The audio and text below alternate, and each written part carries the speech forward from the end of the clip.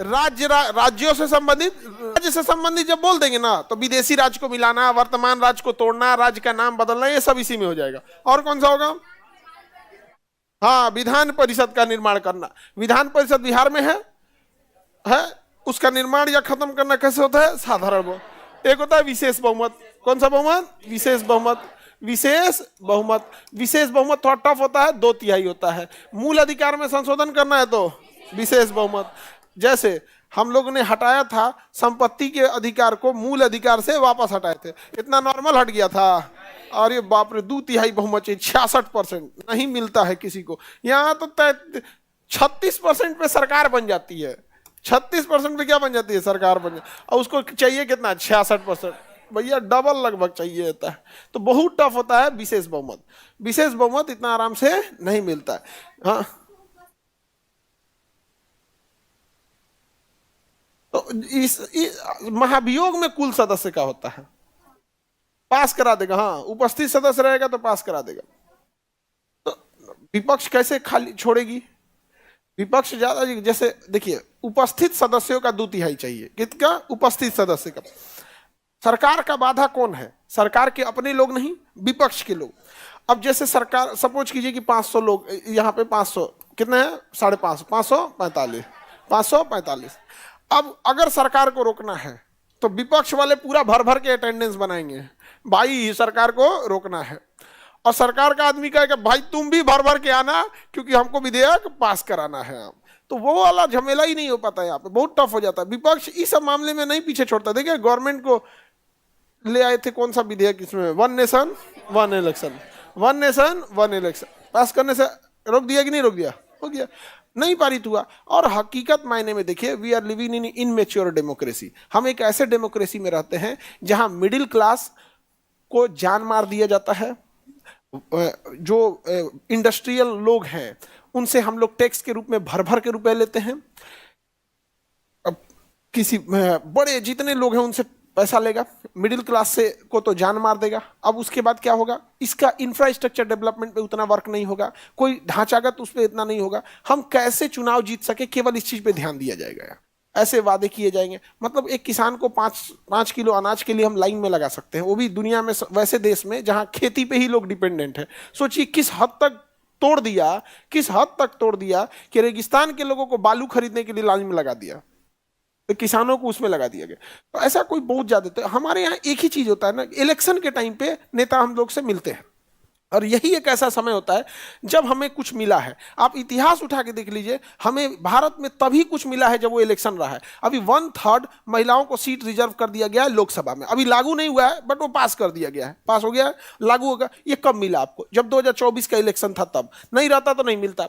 जो 5 kilo ration आपको मिल रहा है, हर व्यक्ति को 5 किलो अनाज, आपको पता है ये मनमोहन सिंह की आखिरी दाव थी। 2013 में मनमोहन सिंह ने खाद्य सुरक्षा बिल पास किया था और 2014 में उनकी सरकार चली गई, क्योंकि उन्हें लगा था कि हम सबको 5, एक परिवार पे एक आदमी को 5 किलो राशन देंगे, तो एक परिवार में अगर 5 आदमी भी है तो 25 किलो उसको राशन 1 रुपया किलो मिलेगा, 2 रुपया किलो मिलेगा। यही 1-2 रुपया का रेट होता है यहाँ पे खाद्य सुरक्षा बिल।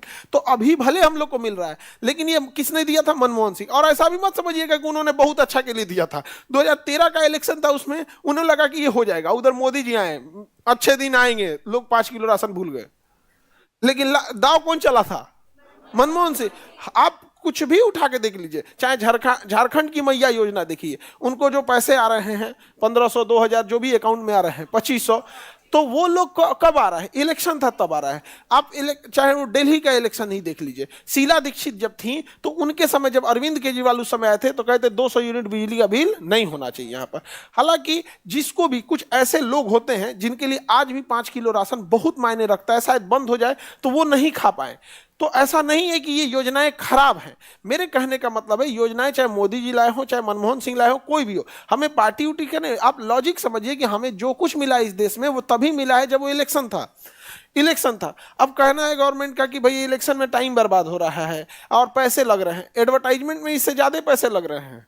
एडवर्टाइजमेंट में, सरकार के पास जो प्रचार में पैसे जाते हैं उसमें लग रहे हैं। आपको अलग, सच में इलेक्शन में पैसे बचाने हैं तो आप फिजिकल रैली बंद कर दीजिए। सबके हाथ में मोबाइल है, आप एक ऑडिटोरियम बुक कीजिए और आपको जो भाषण देना है भाषण दीजिए, वहां से लाइव कर दीजिए। क्या जरूरत है 1960 मॉडल अपनाने का कि हेलीकॉप्टर लेके गांव में जाएंगे, उतारेंगे, फिर 10-20 आदमी आएगा, उसमें आधा आदमी नेता को सुनने आएगा, आधा आदमी हेलीकॉप्टर देखने आएगा, युवा सबको देखने के लिए कोई फिल्म स्टार को उठा के लेके चलेइए। ये तो 1960 का मॉडल है, अब डिजिटल हो गया है। अब ऐसे देखिए अमेरिका में कहीं फिजिकल रैली नहीं होती है, 10-20 आदमी जुट जाते हैं। ट्रंप कोई देखिए जब गोली चलाया गया था तो वहां महज 500-600 लोग थे, ज्यादा भीड़ कहाँ थी। वो इसलिए होता है कि उसे बोलने में सहूलियत हो, भीड़ देख के बोल सके। कमरे में कोई टीवी पे कैसे बोल सकता है, कोई एंकर तो है नहीं। वो जैसे बंद कमरे में स्टूडियो में शूट करना थोड़ा उटपटांग होता है, तो ऐसे करके वो कर सकते। तो और भी तरीके हैं, लेकिन अगर वन नेशन वन इलेक्शन होगा तो सबसे ज्यादा लॉस अगर किसी को होगा तो गरीब तबके को होगा, क्योंकि उसको चुनाव में ही एक आदमी उसको नेता देखने को मिलता है, तो कभी ना कभी उसको कुछ ना कुछ चीजें मिल ही जाती है। समझ में आ गया कि नहीं आ गया? नहीं समझ में आ गया? और नहीं तो हम लोग के यहाँ 2005 से पहले आंखों था जी आप लोग के पास, क्या अनर्थ थे हम लोग, पता नहीं। हमें तो 2005 के बाद निकला है। बिहार में सब लोग आंख कब निकला है?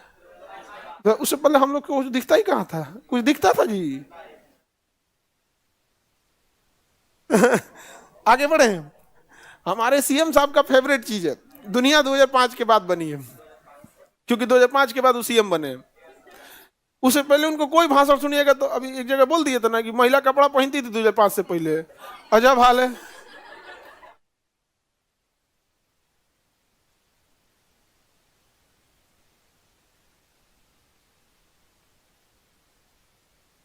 तो ऐसा मतलब गजब बात बोल दी है, ये कोई बात है जी?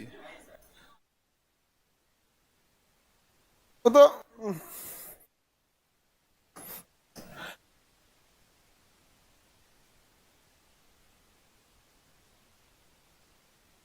असर आपकी बहन 2014। हाँ, अच्छा वाला हमारी बहन को पूरी दुनिया 2014 के बाद दिखती है, हमारे सीएम साहब को दुनिया 2005 के बाद मिलते हैं। सबके सामने चैलेंजेज होते हैं। जब हमारे देश के अन्य राज्य विकास की ओर लड़ रहे थे तो हमारा बिहार जो था वो जातिगत उन्माद में था। आप जाके कभी पूछिएगा ना, 1997-98 में कोई मोहल्ला ऐसा होता था जिसमें गरीब तबके के लोग हैं, छोटे जाति के लोग हैं, तो 2-4 गो आदमी लाठी लेकर खड़ा हो जाता था इलेक्शन के दिन, रे साला भाग भाग वोट डलबे रे, मार भाग अंदर। गाँव का वोट नहीं डालने देता था सर। मीडिया थी नहीं उस टाइम।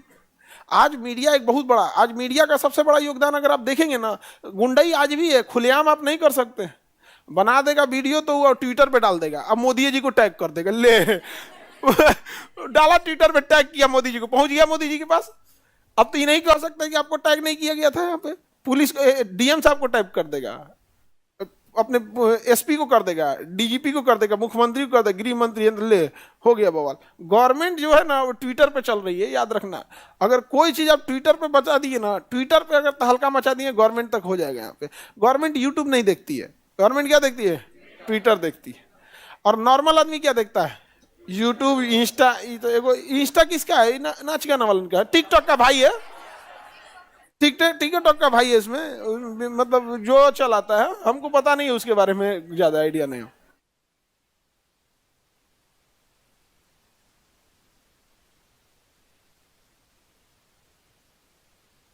आगे बढ़े।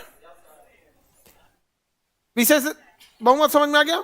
मूल अधिकार में संशोधन हो गया तो विशेष बहुमत, भाग 3 और भाग 4 नीति निदेशक तत्व। नीति डीपीएसपी सरकार के ऊपर प्रेशर है, तुम ये कर, भले पैसा नहीं है बाद में करियो लेकिन कर। और अब पता चला कि डीपीएसपी का संशोधन करके उड़ा दिया, भाग 4 नीति उड़ा दिया, तो हम कौन सी कर तो ना कर तो। जैसे हमारे धरोहरों की रक्षा करना उसी का कर्तव्य है, मादक पदार्थ पे प्रतिबंध लगाना उसी का कर्तव्य है, डीपीएसपी में ही तो भाग 4 में। पशुओं की रक्षा करना डीपीएसपी में है। यहाँ पे पोषा युक्त आहार देना, छोटे बच्चों के लिए स्वास्थ्य का ध्यान रखना, सब उसी पे तो है। निःशुल्क विधि सहायता सब उसी पे है। समझ में आ गया कि नहीं गया? किसी को दिक्कत? विशेष बहुमत समझ में आ गया। और उसके बाद सबसे टफ क्या होता है? विशेष बहुमत बहुत प्लस आधे राज्य, प्लस आधे राज्य की सहमति, आधे राज्य की सहमति। सबसे टफ कौन सा होता है? तीसरा, ये जाल निकाल देगा यहाँ पे। जैसे इसमें इसमें ना हम ऐसे ही चीजों को रखते हैं जिसमें देश भी प्रभावित हो, बहुत जबरदस्त तरीके से देश प्रभावित हो। अगर देश प्रभावित हो रहा है तभी तो हम विशेष बहुमत रखें, नहीं समझे? और राज्य भी प्रभावित हो रहे हैं तभी तो कह रहे हैं कि भारत के 28 राज्यों में से कम आधे से ज्यादा यानी 15 राज्य सहमत होने चाहिए। 28 का आधा 14 यानी 15 होना चाहिए। इसका मतलब ऐसा कुछ करने जा रहा है जिसमें देश भी प्रभावित हो रहा है और बहुत जबरदस्त तरीके से, और राज्य भी प्रभावित हो रहा है। जैसे जीएसटी लगा दीजिएगा। जीएसटी देश के एक एक लोगों को देना है, जीएसटी एक एक लोगों को देना है। आप बिना पूछे कैसे कर दीजिएगा? केंद्र में मतलब आपका 550 सांसद बैठ गए तो देश का निर्धारण कर देंगे, और जीएसटी सबको देना है। जीएसटी में देखिएगा CGST और SGST, यानी केंद्र सरकार का भी है और राज्य सरकार का भी। इसलिए कहा गया जीएसटी पास कराइए तो पहले तो एगो साधारण बहुमत से पास नहीं होगा, पहले पास कराना पड़ेगा विशेष बहुमत यानी 2/3। और जब पास हो गया ना तो हर राज्यों में उसका फोटोकॉपी भेजिए फाइल कि देखिए ऐसे ऐसे जीएसटी होगा, इसको पढ़ लीजिए। इसे अब सरकार को बुझाएगा इतना मोटा जीएसटी का विधेयक है, इतना मोटा, समझ में आ गया कि नहीं? सरकार के पास गया तो सरकार मुड़ी खजुआने लगी, अरे बाबू चीफ सेक्रेटरी कौन है जी, देखिए हो क्या है, देखिए इनको देखिए यहाँ पे क्या है। अब चीफ सेक्रेटरी देखेंगे उसमें क्या है क्या नहीं है, वहाँ पे पूरा वित्त मंत्रालय कहेगा, उसके वो कहेंगे ठीक है सर, अच्छा ठीक है पास कर दो। यहाँ पे सरकार, आपके नज़र में सरकार चला रही होती है। सरकार, किसी भी सरकार को 10 से 15 बड़े अधिकारी चला रहे होते हैं। बिहार में तो 4 को चला रहा है, अगर अब बोल देंगे तो सुन देख लेगा लोग। यहाँ पे 4 चला रहे हैं, 4 से मिले हुए हैं हम लोग। अवगत भी कराए थे हम लोग इस चीज़ का।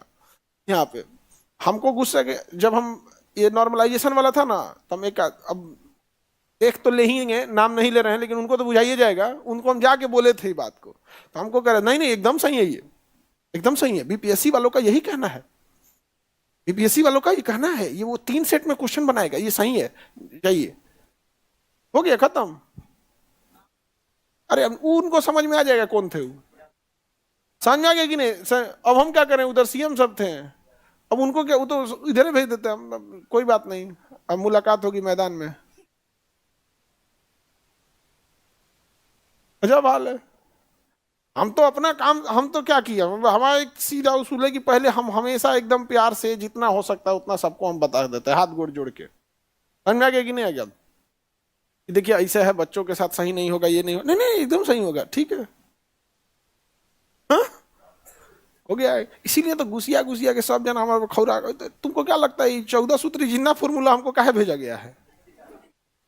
डराने के लिए। किसके लिए? डराने के। लेकिन 14 सूत्री जिन्ना फॉर्मूला पास हुआ था, हम भी बर्केन हेड, नहीं समझ में आ गया? आगे बढ़े तो जीएसटी किस में आएगा? क्यों जीएसटी इसमें आएगा? क्योंकि राज्य शामिल है। राष्ट्रपति के निर्वाचन में क्या राज्य शामिल होता है? अरे गधो, राष्ट्रपति के इलेक्शन में राज्य शामिल नहीं होता है। विधानसभा भाग नहीं लेती है गधो, विधान परिषद नहीं लेता, विधानसभा लेता है ना। आप संशोधन करके कल को कहिएगा राष्ट्रपति के इलेक्शन में राज्य भाग नहीं लेगा, बेचारा पागल हो जाएगा। सब बिना पूछे हमको बाहर कर दिया, नहीं समझाएगा, कब बिना पूछे बाहर कर दिया रे हमको, तो राज्य वाला भड़क जाएगा। अभी से सरकार ने संशोधन किया, मित्रों राष्ट्रपति हम चुनेंगे तो विशेष बहुमत से पास करा देंगे, उसका राज्य के पास जाएगा, राज्य वाला तुरंत फाड़ के फेंकेगा सब विधेयक वाले, हमारा वैल्यू खत्म कर देगा। इसीलिए याद रखिएगा, हर एक राज्य में एक ही पार्टी की जिस दिन सरकार बनेगी, जिस दिन हर एक राज्य में एक ही पार्टी की सरकार बनेगी, उस दिन भारत का जो सबसे टफ चीज है ये तीसरा संशोधन, विशेष बहुमत के साथ साथ आधे से अधिक राज्यों में सहमति।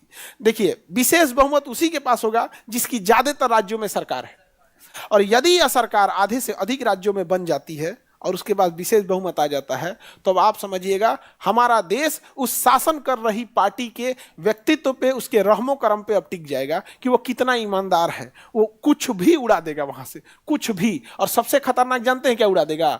368 उड़ा देगा। जय सुसा हमको भी गम ने मारा, तुमको भी गम, इस गम को मार डालो। 368 उड़ा देगा, अब संशोधन की जरूरत ही नहीं है। यही एग्जैक्ट हिटलर ने किया था। हिटलर कोई बहुत बड़ा आदमी नहीं था। जब वाम हिंडनबर्ग के मरने के बाद जब हिटलर आया, इमरजेंसी थोपा, इमरजेंसी में क्या था ना कि वहां सारा पावर उसके पास आया, उड़ा दिया सीरियस क्या चीज, 368, उसके यहाँ 368 नहीं था, उसके यहाँ कुछ और आर्टिकल था, बट कंसेप्ट यही था, उड़ा दिया वहीं पे। यानी अब संशोधन उसके लिए, अब उड़ा दिया और संशोधन कर दिया। इसी में संशोधन करके कह दिया कि भारत में कोई भी अनुच्छेद है उसमें संशोधन साधारण बहुमत से होगा और राष्ट्रपति उसके लिए बाध्य है, न्यायिक पुनरावलोकन नहीं हो सकता है। ले, संशोधन करेगा ढाई से, राष्ट्रपति साइन करने के लिए बाध्य है और न्यायिक पुनरावलोकन नहीं हो सकता, न्यायालय इसकी जांचें नहीं कर सकती। जा, उड़ा दिया। यही तो किया वहां पर। उसके बाद हिटलर ने संशोधन कर दिया, अब पूरी जर्मनी अपने हाथ में ले लिया। समझ में आ गया?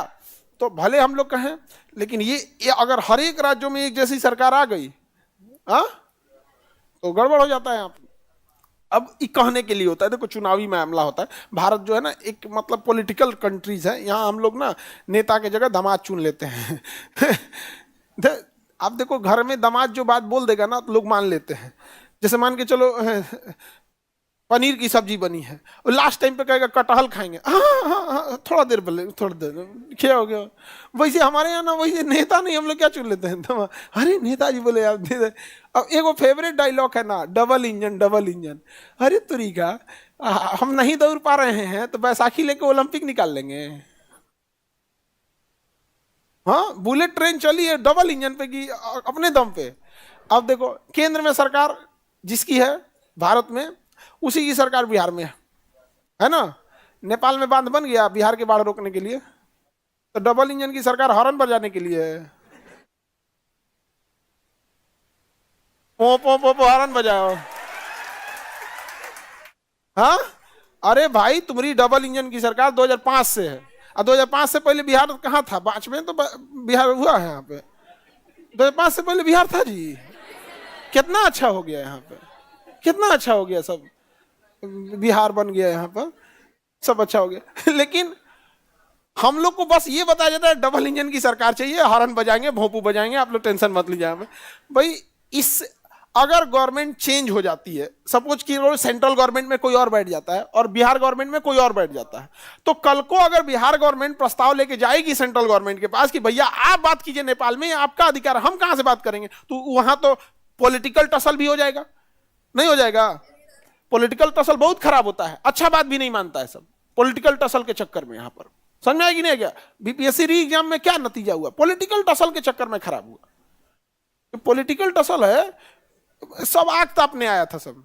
जो वहां पे विद्यार्थी थे लोग ना, तो वहां राजनेता लोग गए थे, लोग आग ही तापने। जैसे उधर विद्यार्थी था ठंडा में ठिठुर रहा है, आंदोलन कर रहा है, भाई हमारे साथ अन्याय हुआ, उनके साथ अन्याय हुआ है, राजनेता सब आग ही ताप, गलत हुआ इन लोग के साथ, हम इनकी बात मानेंगे, हाँ हाँ ठीक है, गलत हुआ, एकदम गलत हुआ, चल दिया।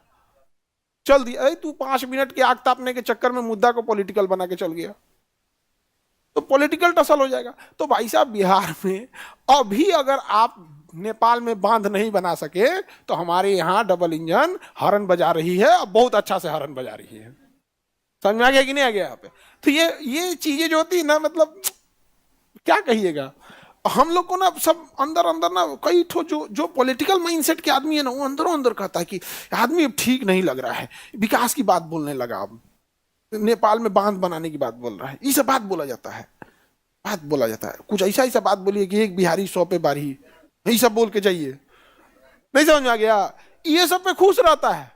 देखिएगा ना, अभी इलेक्शन आएगा ना, भाषण केवल ही दिया जाएगा कि बिहार बहुत अच्छा है, हमारी संस्कृति बहुत अच्छी है। भाई इस सब के लिए हमारे यहाँ दार्शनिक लोगों को बुलाइए, हमारे यहाँ कुंभ चल रहा है, वहां से 2-4 ठो बड़े बड़े विद्वानों को बताइए, वो हमारी और भी संस्कृति को उजागर करके और बेहतर बताएंगे। तुम्हारा काम है विकास की बात बोलो, यहाँ पे डबल इंजन लेके हॉर्न मार रहा है। तो बताओ ये खतरनाक है कि नहीं है? सबसे खतरनाक कौन सा है? जिस दिन ससुरा 368 उड़ा दिया, उस दिन तो तहस नहस हो जाएगा। नहीं हो जाएगा? जिस दिन 368 उड़ा दिया तो संशोधन कुछ भी कर सकता है। अब वो कहेगा कि आपातकाल में आर्टिकल 20 और 21 भी उड़ा सकते हैं, उड़ा सकता है। अब 20 ले गया तो आपको, अब 21 ले गया तो आपको जान ले लेगा, आपको कोई गोली नहीं मार सकता है। भारत में कौन बचाया है? इसी में संशोधन कर देंगे, मार देंगे, खत्म। ले गया, पुलिस इनकाउंटर कर देती है तो उसको अधिकतम, यदि पुलिस फर्जी इनकाउंटर करती है तो अधिकतम 14 दिन की सजा। आप पुलिस वाला आधा जनसंख्या साफ कर देगा। पुलिस मजबूर होती है। पुलिस समझिए शेर है बट सर्कस का। पुलिस एक शेर है और हकीकत है। बट वो सर्कस का है, उसका मालिक जिधर बोलेगा वो कुछ भी कर देगा वहां। चुनाव के टाइम पे ना, चुनाव जब आता है, आचार संहिता लगती है, तो सर्कस का शेर पिंजड़ा से बाहर आता है। आइए बताते हैं, इससे पहले कुछ था? चुनाव के टाइम ऐस मार मारते हैं सब ना पुलिस वाले, किसी का नहीं सुनते जब आचार संहिता लगती, किसी का नहीं। क्या कर लोगे उसका? क्योंकि उस समय ट्रांसफर पोस्टिंग चुनाव आयोग कर रहा होता है। तो पुलिस के पास ऐसा नहीं है कि पावर नहीं है, जिसको बोल देगा उसको उठा ले जाएगा, ऊपर से आदेश आ जाएगा गोली मारने के, यहां आके मार देगा, उसको क्या जाता है? नहीं समझे? वो अलग बात है कि फिर उसके बाद जो बवाल होगा, फिर जिन्होंने आदेश दिया है जनता उनको चुनाव में बताएगी। नहीं समझ में आ गया? तो बड़ा वो सरकमस्टेंस, बट पुलिस को है इतना, अगर बोल दिया गया उठा के इसको लाओ तो उठा के लेके चल जाएगा, कुछ नहीं कर पाएंगे। उसके अलग रिजर्व होते हैं ना, सादा वर्दी में आएगा उठा के लेके चल जाएगा। तो 368 ये वाला तो समझ में आ गया। अब हम लोग देख लेते हैं बहुमत संशोधन में कौन कौन सा संशोधन। पहला संशोधन देखते हैं, कौन सा? पहला संशोधन। जो पहला संशोधन था वो क्या था? भूमि सुधार। अच्छा, पहला संशोधन करना, आपको डेट भी याद रखना है, 1951। संविधान लागू हुआ 1950। संविधान लागू हुआ 1950। अब ध्यान दो, 1900 संशोधन हो गया 51। ये भूमि सुधार था। क्या था? भूमि सुधार। भूमि सुधार में किसे खत्म किया गया था? जमींदारी को। किसे खत्म किया? जमींदारी को। जमींदारी को क्या कर दिया? समाप्त कर दिया। अब बड़ी होशियार थे सब। अब जैसे ना कहा गया कि किसी राजा महाराजा के पास कोई महल वगैरह नहीं रहेगा। अब राजस्थान के राजा, मध्य प्रदेश के राजा पढ़े लिखे थे सब, कहा अरे भाई साहब तो संशोधन ला दिया भाई। संशोधन आ गया यहाँ पे। संशोधन जैसे आया तो तुरंत तो हो नहीं जाता है। अब जैसे सरकार 1 नेशन 1 इलेक्शन लाने वाली है, तो पहले से हम लोग को पता है ना, इतने समझदारी है, इन्होंने कहा कि हम एक ट्रस्ट बना देते हैं। ट्रस्ट समाज की भलाई के लिए होता है और उसे चलाने वाले ट्रस्टी होते हैं। जैसे टाटा ट्रस्ट, टाटा का अपना ट्रस्ट है, उस ट्रस्ट के हॉस्पिटल चलते हैं, लेकिन वो ट्रस्ट है किसका? टाटा का। लेकिन उससे जो भी प्रॉफिट होगा वो उसी ट्रस्ट के काम में आएगा, हम पब्लिकली नहीं ले। लेकिन एक काम करते हैं, यदि हम उसी ट्रस्ट के मेंबर हो जाते हैं तो जो जैसे ट्रस्ट है, ट्रस्ट के पास करोड़ों रुपए है, तो क्या करोड़ों रुपए निकाल सकते हैं? वो करोड़ों रुपए ट्रस्ट के पास है तो वो ट्रस्ट अपने लिए यूज करेगा। नया हॉस्पिटल बना सकता है, नया बिल्डिंग बना सकता है, अपने ट्रस्ट के लोगों को सैलरी दे सकता है, उसके बड़े अधिकारियों के लिए रहने के लिए बंगला दे सकता है। यही तो खेल है। हम ट्रस्ट बना दे, ट्रस्ट में घुस जाए, सैलरी मिलेगा। किस लिए? ट्रस्ट चलाने के लिए। घर मिलेगा ट्रस्ट चलाने के लिए। नहीं, राजस्थान के राजाओं ने क्या किया? अपना महल वहल एगो ट्रस्ट बनाया। क्या बनाया? एगो ट्रस्ट। कह दिया मैंने ये महल ट्रस्ट को दान दे दिया। ले सरकार देख रही है भूमि सुधार कहां किया रे? उसके पास अब जमीनें नहीं है, क्योंकि यह भूमि सुधार व्यक्ति पे लागू था, ट्रस्ट पे लागू नहीं था, किसी संस्था पे लागू नहीं था। मारा से उन्होंने क्या बना दिया? ट्रस्ट बना के दे दिया। पहले तो उन्होंने ट्रस्ट बनाया, ट्रस्ट के खुद बन गए ट्रस्टी, मेंबर, ट्रेजरी, अध्यक्ष, उसके कई पोस्ट होते हैं ट्रस्ट के, बन गए वहां पे। दान दिया महल पूरा इसमें। अब इस ट्रस्ट का काम है इस महल का देखभाल करना। लो, महल की देखभाल करने के लिए आदमी महल में रहेगा ना जी, बाहरवा से देखभाल करेगा। हो गया चमका दिया सब उनको। आज भी महल उनके पास है, वो महल उन्हीं के पास है आज भी। आई हैदराबाद का नवाब था बकलोलू, कहा कि देखो भाई हमारे साथ अन्याय होगा, ये लोग हमारा महल छीन लेंगे, हमको पाकिस्तान बुला लो। अजब हाल है यार, तू पढ़ा लिखा रहता तब तुम ऐसा भी दिमाग लगा लेता है, यहाँ पे नहीं लगाया। तो बुद्धि लगा दिया।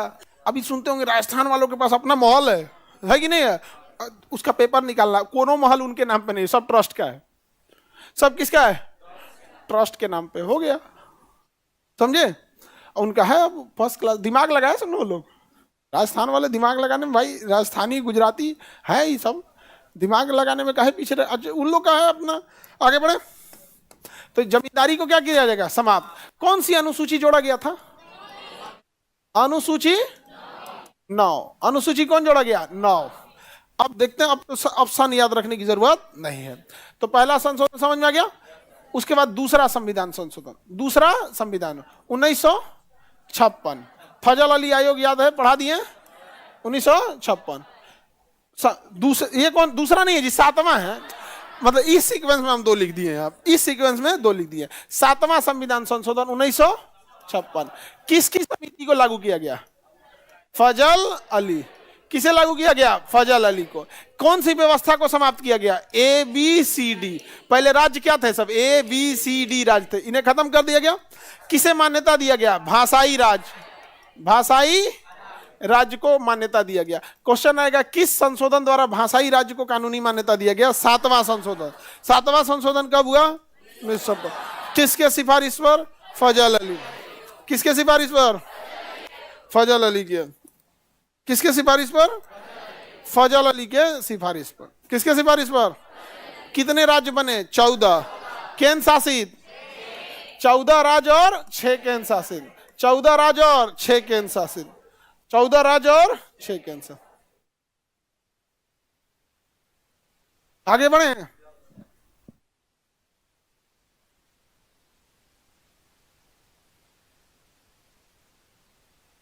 Any problem? 7वां हो गया। 7वां के बाद 8वां संशोधन 1960। ये याद रखिएगा, ये 8वां है ना, फिर ये 104 वाला भी याद रखना है। 8वां संशोधन हर 10 साल पे आ रहा था। अभी लेटेस्ट जो हुआ है वो 104 है। ठीक है, अभी समझिए 60वें संशोधन में, 8वें संशोधन में क्या कहा। संविधान जब बना था तो संविधान जो था SC ST के लिए संविधान था, वो 10 साल के लिए आरक्षण दे रहा था। संविधान था SC ST के लिए कितने साल के लिए आरक्षण दे? बट ये आरक्षण नौकरी वगैरह की बात नहीं कर रहा है, लोकसभा में। किसमें? लोकसभा में। और राज्यों के विधानसभा में उनकी सीटें फिक्स है कि यहाँ पे तो SC ST के लिए लोकसभा में संविधान आरक्षण दे रहा था कितने साल के लिए? 10 साल। संविधान कब बना? 1950। और ये 10 साल कब हो जाएगा? 1960। तो SC ST के लिए उन ऐसा लगा था कि जब हम SC ST को समाज में लोकसभा में ऐसी दे देंगे, मान्यता दे देंगे, तो शायद 10 साल में इनकी स्थिति में सुधार हो जाएगी। तो 1950 में लागू हुआ और 10 साल का मतलब 1960 में उन्हें लगा था कि सुधार हो जाएगा। बट कुछ भी सुधार। तो हम लोग अब देखते हैं आगे। 104 तक हुआ था ना। 8वां संशोधन था SC ST के लिए। और ये संशोधन जो था हर 10 साल पे होता है, इसलिए ऐसे ऐसे 6 संशोधन आएंगे आपको, इसलिए सबको याद नहीं करना है। 8वां संशोधन आरक्षण जो 1960 में खत्म हो रहा था उसको ले गया 1970। समझ में आ गया कि नहीं आ गया? चलो पढ़ो बाबा, मोबाइल लग दो। ठीक है, पढ़े। छोटकी लड़कियां होती है ना इधर, नेवला देखियो, नेवला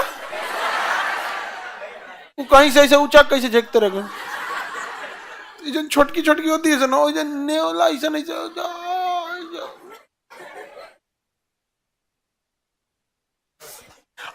इतना छोट होती है तो कहीं बाल्टी ऐसा कहीं अट जाती है सो, दिखती भी नहीं है सो। हाँ? लेकिन बदमाशी में सबसे आगे वही रहती है सब। नहीं देखते हो जो चूहिया रहती है जो ढेर कपड़ा काटती है सब। चलो अब ध्यान समझते हैं। देखिए, 2 आर्टिकल आपको SC ST के लिए याद रखने। कौन कौन से बाबू? 8वां बोलो बाबू, 1960। और इसने SC ST का जो रिजर्व सीट था 1960 से ढकेल के 1970 लेकर चला गया। फिर एक संशोधन 1970 में हुआ जो 1980 ले गया। फिर एक 1980 में हुआ जो 1990 में। फिर 1990 से सन 2000, सन 2000 से 2010, 2010 से 20, 20 से 30। अभी जो चल रहा है वो 20 से 30 वाला, वो है 104वां संशोधन 2020 से। इसे लेके कहां चला गया SC ST का? 2020 से उठा के 2030 तक। 2030 तक समझ में आ गया कि नहीं आ गया? अभी आरक्षण जो SC ST के लिए रिजर्व सीटें हैं कहां है? 2030 तक। 2030 तक समझ में आ गया कि नहीं आ गया? जो पक्ष यह कहता है कि आरक्षण नहीं होना चाहिए, वही पक्ष यह भी कहता है कि जाति व्यवस्था ठीक ही है। जब तक जाति व्यवस्था रहेगी तो आरक्षण तो रह जाएगा यहाँ पर। तो ये चीजें अपनी अपनी डिबेट का हिस्सा है। और वर्तमान भारत, अभी हम जिस दौर में रह रहे हैं, वहां कोई ऐसा नहीं है जिसे आरक्षण नहीं है, चाहे वो जनरल है, चाहे OBC SC ST जो भी है। यहाँ पे समझ में आ गया कि नहीं आ गया? EWS भी है, नहीं है? EWS अभी हाल फिलहाल में आया ना, एक फाइनेंशियल कंडीशन के आधार पे। कितना परसेंट है? 10%। तो सबको अभी कमोबेश है यहाँ पे। 2 साल हुआ नहीं कि 4-5 गो IAS अधिकारी धरा गए सब फर्जी उसमें। अच्छा, कल एक बच्चा आया था, जिसे देखो, जैसे यहाँ पे आप लोग हैंडीकैप में हैं, आप लोगों को कोई दिक्कत होता है बाबू? लेकिन अगर आपकी सीट कोई जबरदस्ती कब्जा करने लगे तो दिक्कत होगा कि नहीं? एक को कल कान में कुछ प्रॉब्लम था, वो कह रहा हमको हैंडीकैप है, हम पैसा नहीं देंगे। कान में उसको क्या था ना कि नहीं, कभी किसी को एक कान में कुछ कम सुनाई देता है, जबरदस्ती बन रहा था। हम कहे भाई तुम ये कह दे कि हमारे पास पैसे नहीं है, पुअर फैमिली से आते हैं, समझ में आता है, तुम चढ़ के कह रहा है कि नहीं हम हैंडीकैप है। भाई हमारे ये जिनको सच में जरूरत है उनकी तो उनका हक मारेगा कोई ना कोई, नहीं मार देगा जी आप लोग का हक? ये कोई बात है? कान में खोटी जम गया तो तुम अपने को हैंडीकैप साबित करेगा? ऐसा नहीं ना है भाई। है तो अब जैसे किसी के आंख चश्मा लगा हुआ है, तो अब ये इस बात है, वो दूर से बैठेगा तो उतना क्लियर नहीं दिखेगा, तो उसे आई साइट में प्रॉब्लम है। आंख में चश्मा लगना कोई हैंडीकैप थोड़ी होता है। अब पता नहीं क्यों, जैसे अभी सबको पता चल गया कि यहाँ हैंडीकैप के पैसे नहीं लगते, तो उसके लिए भाई आपको आई साइट में अगर दिक्कत है तो ये कह सकते हैं कि सर आप हमें ना आगे वाले कहीं बैठा व्यवस्था कर देंगे। अब इतना भी किसी को प्रॉब्लम नहीं है कि बूढ़ा आदमी को इतना दिक्कत होता है, नहीं, तो एक से एक रहते हैं। तो हम लोग 8 तक देख लिए थे, मिटा दे। 8 के बाद क्या है बाबू? 10 10वां संविधान संशोधन, दादरा नागर हवेली। 10 है 10 है दादरा नागर हवेली। दादरा नागर हवेली को भारतीय संघ में मिला लिया गया। दादरा नागर हवेली को कहां मिला लिया गया? भारतीय संघ में। भारतीय संघ में देखिए दादरा नागर हवेली यहाँ पर है पुर्तगालियों की, ये रहा दादरा नागर हवेली। गुजरात के पास, गुजरात और महाराष्ट्र के बॉर्डर पे था दादरा नागर हवेली। यहाँ किसका कब्जा था? पुर्तगालियों का, ठीक है। और ठीक इसी के पास एक दमन दीव था, दमन दीव, और एक ये था दादरा नागर हवेली। तो 10वें से किससे मिलाया गया? दादरा नागर हवेली। 10वां में क्या मिला गया? दादरा नागर हवेली। दादरा नागर हवेली। अब 12वां संशोधन बगल में ही होगा, देखो इसमें दमन दीव, गोवा दमन दीव, गोवा दमन दीव, गोवा दमन दीव, गोवा दमन दीव। तो ये देखो दमन दीव और दादरा नागर हवेली, इसके नीचे महाराष्ट्र चालू हो जाता है और यहां कहीं होगा गोवा। यहां क्या होगा? गोवा। गोवा यहां होगा। तो गोवा भी किससे आजाद हुआ? पुर्तगालियों से। गोवा किससे आजाद हुआ? वो पुर्तगालियों से। अभी तो कंप्लीट टूरिस्ट पे गोवा की इकोनॉमी चलती है, टूरिज्म वहां बहुत बड़े पैमाने पर है। आगे बढ़ जाएं, बट इधर कंप्लीट इंडिया के टूरिज्म में काफी चीजों में देखिएगा तो गिरावट आ रही है। हम लोग ने काफी विदेशी पर्यटकों से बदतमीजी करने लगते हैं। अब देखिएगा कई बार ऐसे न्यूज आने लगते हैं। और आजकल ना एगो कोनो ये सब एगो दुगा प्रैंक सीख गया है सब, पता नहीं क्या है। किसी बढ़िया आदमी के हाथ पल्ला चढ़ जाएगा तो 2-4 हाथ पा जाएगा वहां पर। अब कोई विदेशी पर्यटक आ गया, उससे जाके कुछ करना, वो घबरा जा रहा है। उसको क्या लग रहा है? प्रैंक में तो देश का आदमी घबरा जाता है, करता कुछ बोल देता है कुछ वहां पर। तो ऐसे किसी विदेशी पर्यटक के साथ ऐसा नहीं करना चाहिए। हालांकि गोवा इस मामले में ना वहाँ का कल्चर ठीक है, वो विदेशी पर्यटकों के साथ कोई बदतमीजी नहीं करता। अब एक आध घटना अलग है, वो अलग बात है, लेकिन टूरिज्म अच्छा होना चाहिए। तो गोवा दमन दीव को लाया गया किसे? 12वां। गोवा दमन दीव 12वां। 10 में दादरा नगर, 12 गोवा दमन दीव। याद रहेगा, आपके मटेरियल में है। अगला देखा जाए 18वां, ये बहुत इंपॉर्टेंट है। 18वां संविधान संशोधन। 18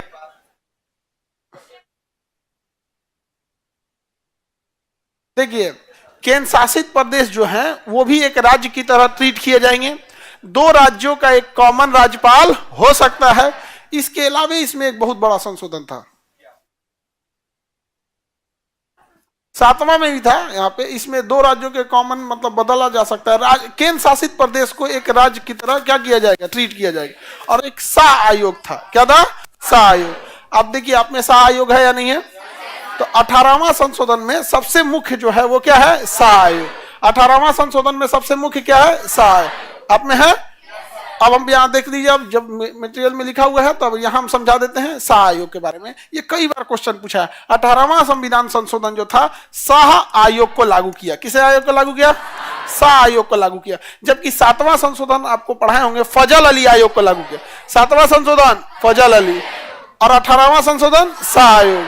शाह आयोग के सिफारिश पर क्या हुआ कि एक राज्य था जिसका नाम था Punjab and east Patiala state union. Punjab and east Patiala state union. Punjab and east Patiala state union. अब इसमें क्या था, जब देश आजाद हुआ तो वो उस समय का जो भारत का नक्शा था ना, वो नक्शा जो था वो राजाओं का नक्शा था। जिस राजा का जहां कब्जा था उसी हिसाब से वो नक्शा बन गया यहाँ पे। तो Punjab and east Patiala state union में जो उस समय के राजा थे उनके कंट्रोल में ये पूरा एरिया आता था। ये पूरा एरिया आता था। ये एक नाम था Punjab and east Patiala state union, PEPSU. PEPSU, Punjab and east Patiala state union. अब ये पूरा एरिया आता था, इतना बड़ा एरिया इन्हीं के अंडर में आता था। तो शाह आयोग के सिफारिश पर इसे आगे बढ़ाया गया और ये शाह आयोग ने कहा कि यहाँ पे बहुत ज्यादा डिफरेंसेस देखने को मिल रहे हैं। एक और जहां पर हिमाचल प्रदेश में कंप्लीट पहाड़ है, हिमाचल प्रदेश में पहाड़ है, वहीं अगर हम यहाँ हरियाणा में देखते हैं तो यहाँ हिंदी भाषा बोली जा रही है। कौन सी भाषा बोली जा रही है? हिंदी भाषा। एक और वहीं अगर हम लोग देखें पंजाब में तो यहाँ पंजाबी भाषा बोली जा रही है। कौन सी भाषा? पंजाबी भाषा। तो इन्होंने 3 स्टेट का यहाँ पे सुझाव दे दिया। कितने स्टेट का सुझाव दिया? 3। तो पेप्सू कितने भाग में टूटा? 3 भाग में टूट गया। बताइए, हिंदी भाषा बोलने वालों के लिए है हरियाणा, हिंदी भाषा बोलने के लिए हरियाणा। हरि मतलब भगवान, याना घर, भगवान का घर। महाभारत यही हुआ था, कुरुक्षेत्र यही था ना, कुरुक्षेत्र। तो हिंदी वालों के लिए क्या बन गया? हरियाणा। वहीं अगर पंजाबी भाषा जाती, पंजाबी भाषा के लिए पंजाब बन गया। और अगर वही आप देखेंगे माउंटेन या हिल, पर्वत के लिए क्या हो गया? हिमाचल प्रदेश। पर्वत के लिए हिमाचल प्रदेश, पर्वत के लिए हिमाचल प्रदेश। इन दोनों की कॉमन राजधानी हो गई चंडीगढ़। दोनों की कॉमन राजधानी हो गई चंडीगढ़। दोनों की कॉमन राजधानी चंडीगढ़। तो बताइए, पंजाब राज्य का पुनर्गठन कौन थे संशोधन द्वारा? वही क्वेश्चन घुमा देगा। भाषाई राज्यों का गठन किस सिफारिश पर? 7वां। भाषाई राज्य का गठन 7वां। पंजाब राज्य का पुनर्गठन 18वां संशोधन। शाह आयोग की सिफारिश पर किसका पुनर्गठन? पेप्सू। पहली बार राजकीय आपात लगा था पेप्सू।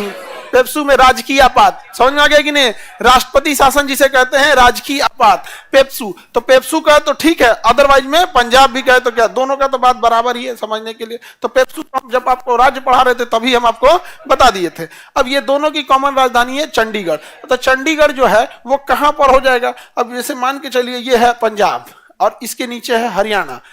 हरियाणा अब हम यहां पे बना देते हैं राजधानी किसकी? दोनों की राजधानी चंडीगढ़। अब उधर से पंजाब कहेगा कि हम ज्यादा जमीन कब्जा ले, तो पंजाब उधर से, समझा कि नहीं? सग्गा चंडीगढ़ इत्थे रख,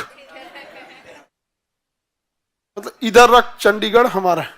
उधर से हरियाणा में आएंगे लोग, नहीं समझेगा। तो अपना आना, दोनों लोग एक जैसे। पंजाब हरियाणा में ना आज भी देखिएगा ना, जो सेना में जाने का कल्चर है बहुत ज्यादा है। क्योंकि द्वितीय विश्व युद्ध जब अंग्रेज लड़ रहे थे तो किसी को ये नहीं पता था कि परमाणु बम का यूज हो जाएगा और इतना अचानक से द्वितीय विश्व युद्ध खत्म हो जाएगा। तो यहां से उन लोगों ने 60 लाख जवानों को भर्ती किया था, पंजाब और हरियाणा से 60 लाख। और उनको लगा था कि यही सब युद्ध जिता देगा। सब घर घर से वहां फौज में गया था, पंजाब में घर घर से 60 लाख फौज को 1944-45 के आसपास। तब तो युद्ध खत्म हो गया, तो अग्निवीर बना के ले गए थे सब। ये अग्निवीर योजना है ना 1940 में हरियाणा में लागू था, द्वितीय विश्व युद्ध के समय। उसी को ये लोग अग्निपथ नाम रख के, अग्निपथ का अग्निवीर क्या रख के भेज दिया यहाँ पर। ये सब थोड़े होता है यहाँ पर।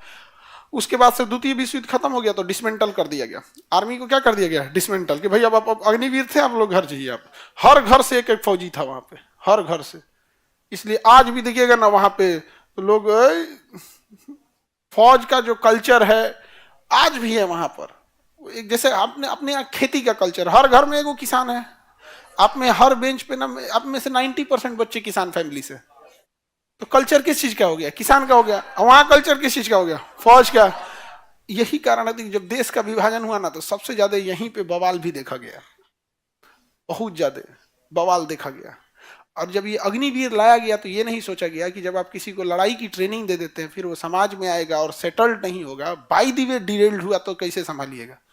हाँ, ये बिना ट्रेनिंग के तो आपके नक्सल संभाल में नहीं आ रहे हैं भाई। कोई इंसान, अब आप एक किसी को एक जल आप रसगुल्ला खिला दीजिए, उसके बाद कहिए चाय पियो, तो चाय कैसा लगेगा? फीका लगेगा। गवर्नमेंट वही कर रही है, अग्निवीर में ले आई, उसको स्टैंडर्ड की लाइफ दे दी कि सुबह 4 बजे उठना है तो उठना है, पीटी करना है तो करना है, ये नाश्ता आएगा, इतना खाना आएगा, फिक्स होता है ना। वहां पे क्वार्टर मास्टर होता है, वो शाकाहारी के लिए कितना दूध जाएगा, कितना घी जाएगा, मांसाहारी के लिए कितना जाएगा, अंडा वाले के लिए कितना जाएगा, उसमें सबका फिक्स होता है। ऐसा नहीं है कि आपका फौज में जब तक युद्ध नहीं हुआ है ना, फौज आपका ध्यान रखती है, खाया ना खाना है, खाया कि नहीं खाया, फिजिकल फिटनेस है कि नहीं, पीटी एक्सरसाइज हो रहा है कि नहीं, कैंटीन से इसको टैक्स फ्री सामान दिए जाए। तुम बाहर कोई काजू किशमिश खरीदो तो अगर तुम 1000 रुपये मिला, कैंटीन में 500 रुपया पड़ेगा। बहुत सस्ता कैंटीन में आती है। गाड़ियां खरीद लो, कुछ भी चीज कैंटीन से वहां पे, समझा गया कि नहीं, सस्ता पड़ता है। हम लोग भी कई बार घुस जाते थे कैंटीन में स्टूडेंट लाइफ में। अब हम लोग के साथ में किसी किसी का फौज का कार्ड रहता था, तो उसी से मिला। और इलाहाबाद में ना एक जगह वहाँ पे नॉन सीएसडी वाले में तो आदमी चला जाता था। सीएसडी नॉन सीएसडी 2 टाइप का कैंटीन होता है। सीएसडी में थोड़ा ठीक ठाक रेट मिल जाता है, नॉन सीएसडी में उतना भी नहीं मिलता है, लेकिन बाहर के तुलना में ठीक मिलता है। चीजें सामान सब ओरिजिनल रहती है। जिस तरह मॉल होता है ना, कुछ भी खरीद लाइए, वो फौज का मॉल है, उसमें जाके कैंटीन बोलते हैं उसे। सीएसडी रहेगा तो ज्यादा ही रहेगा, नॉन सीएसडी में तो खैर आप में से किसी के फौज में होंगे तो वो लोग खरीदे होंगे। कितने लोग के? देखो भाई, भाई बढ़िया है जी, इतना फौज वाले हैं लोग यहाँ पे। तो सीएसडी से आप लोगों को तो सीएसडी कार्ड मिला होगा, सस्ता मिलता है कि नहीं जी? ओरिजिनल में देखो, सस्ता महंगा एक अलग चीज है। आज के टाइप पे सोच रहा ओरिजिनल मिल रहा है कि नहीं मिल रहा है, यही सबसे बड़का। सुन रहे हैं कि प्लास्टिक का चावल लाया है सब। सरकार को प्लास्टिक महंगा करना चाहिए, इसका बहुत मिस यूज हो रहा है। तो इस चंडीगढ़ जो था ये जगह को, इसको क्या किया गया, तो भाई बवाल तो हो जाता। तो कहा गया कि देखो ये चंडीगढ़ ना पंजाब का होगा, ना चंडीगढ़ हरियाणा का होगा, ये चंडीगढ़ पे राष्ट्रपति का शासन रहेगा। इसे बना दिया केंद्र शासित। तो 4 गो राज्य बना, हरियाणा, पंजाब, हिमाचल प्रदेश, चंडीगढ़। ये 3 कंप्लीट राज्य और ये केंद्र शासित। क्या है? केंद्र शासित। अभी हरियाणा में चुनाव होता है ना, तो वहां चुनाव का मुद्दा रहता है कि चंडीगढ़ हमारा होगा। नहीं समझ में आ गया? हरियाणा के चुनाव में। और उधर पंजाब के चुनाव में चंडीगढ़ हमारा होगा। नहीं समझ में आ गया?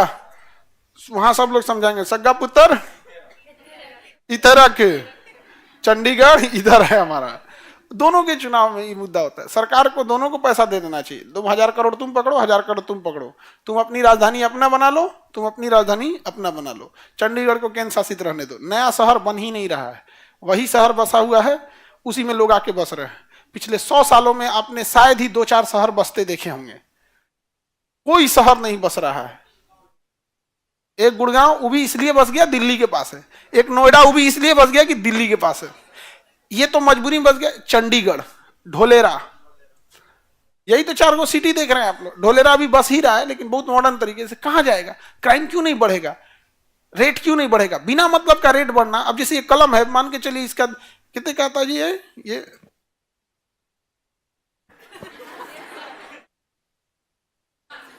कितना?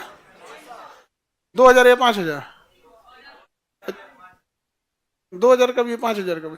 अब ये इसमें दो रेंज का था, एक 2000 का आता है, एक 5000 का। तो तुम्हें 5 रुपये वाला कलम नहीं है, इस पे लिखने वाला ये मैग्नेटिक कलम है ये। इस पे हम जो बोलते हैं उसको कमांड अंदर दे देता है ये। नहीं समझे? इसमें कलर थोड़ी चेंज होता है, यहाँ पे तो अलग अलग होता है इसका। अब इसको बिना मतलब का रेट अगर महंगा करे तो कोई फायदा नहीं है। शहर न बसने की वजह से सबसे बड़ी खराबी क्या है कि उसी शहर में कंजेशन बढ़ेगा, हर चीज दिक्कत होने लगेगी। सड़कें का लोड उतना नहीं हो पाएगा, पुलिस व्यवस्था पे, फायर ब्रिगेड पर बिना मतलब की जमीनें महंगी होंगी। उससे फायदा क्या होगा? अभी तुम पटना की जमीन देखो, दिल्ली से महंगी है।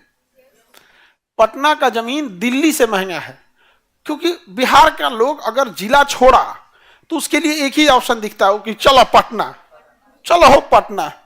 नहीं समझ में आ गया? नून रोटी खाएंगे, पटने रहेंगे। और पटना आओगे तो भैया पटना लिमिटेड है ना, एक लिमिट है पटना का। एक और तो गंगा नदी बंद किया हुआ है, एक और से पुनपुन नदी बंद किए हुए है, नहीं समझे? उधर से सोन नदी बंद किया हुआ है। तो आपको इधर से पुनपुन, इधर सोन, इधर गंगा के बीच में रहना है यहाँ पे, तो कहाँ जाएंगे? जमीनें इतनी महंगी जिसका कोई हद नहीं। तो कोई आदमी अगर अपनी जिंदगी का एक बड़ा हिस्सा यहाँ लाता है जमीनें खरीद के, फिर बनाने में उसका खर्चा हो जाता है, तो हम लोग अर्थव्यवस्था में क्या योगदान देंगे? तो नए शहर बसते तो उससे फायदा होता है। जैसे पटना है, यहां से मुजफ्फरपुर है, तो पटना और मुजफ्फरपुर के बीच में एक शहर बसा देता और फर्स्ट क्लास 20 लेन की सड़क बना दे, आने जाने में दिक्कतें नहीं होगा। तो अभी देखो, यहां से तुम्हें गांधी मैदान जाने में, अगर तुम मरीन ड्राइव से नहीं जाओ, मरीन ड्राइव छोड़ दो, अगर यहां से तुमको जाना हो सपोज कीजिए दानापुर, तो 1 घंटा लगेगा। यहीं से बना दे अगर 15 लेन की सड़क मुजफ्फरपुर के बीच में, वहां जाने में तुमको आधा घंटा लगेगा। तो पटना में कोई काहे दानापुर रहने जाएगा 1 घंटा लगा के, वहां लगा के वहां नहीं रह जाएगा। तो ये गवर्नमेंट का अपना प्लान होना चाहिए, लेकिन दोनों में ये विवाद हो जाता है। तो 18वां संविधान संशोधन समझ में आ गया? क्या है? आयोग। पहला बताइए, पहला कब हुआ? 1951। भूमि सुधार था। कौन सी अनुसूची जोड़ी गई? 7वां संशोधन, भाषाई राज, भाषाई राज। 8वां संशोधन, SC ST, SC ST। समय थोड़ी पूछ रहे हैं, मुद्दा पूछ रहे हैं क्या है। 8वां SC ST के लिए। बताइए 10वां, दादरा नागर हवेली। 12 गोवा दमन दीव। 18 सा आयोग, 18 सा आयोग। इसके बाद 21, इसके बाद 21। देखिए 21वां संविधान संशोधन भाषा से संबंधित है। किससे संबंधित है? भाषा। 21वां संविधान संशोधन भाषा से। इसमें आपको 3 संशोधन एक साथ याद रखना है। देखिए 21वां संविधान संशोधन, 71वां संविधान संशोधन और 92। देखो 21 71 जोड़ोगे तो 92 हो जाता है, 21 71 जोड़ेंगे तो 92 हो जाता है। इसमें सिंधी भाषा जोड़ी गई थी। कौन सी भाषा? सिंधी भाषा जोड़ी गई 21वां संशोधन द्वारा। सिंधी भाषा जोड़ी गई, यानी एक भाषा जोड़ा गया। फिर 71वां द्वारा 3 भाषा, नेपाली, मणिपुरी, कोंकणी, नेपाली, मणिपुरी, कोंकणी, 3 भाषा फिर जोड़ा गया।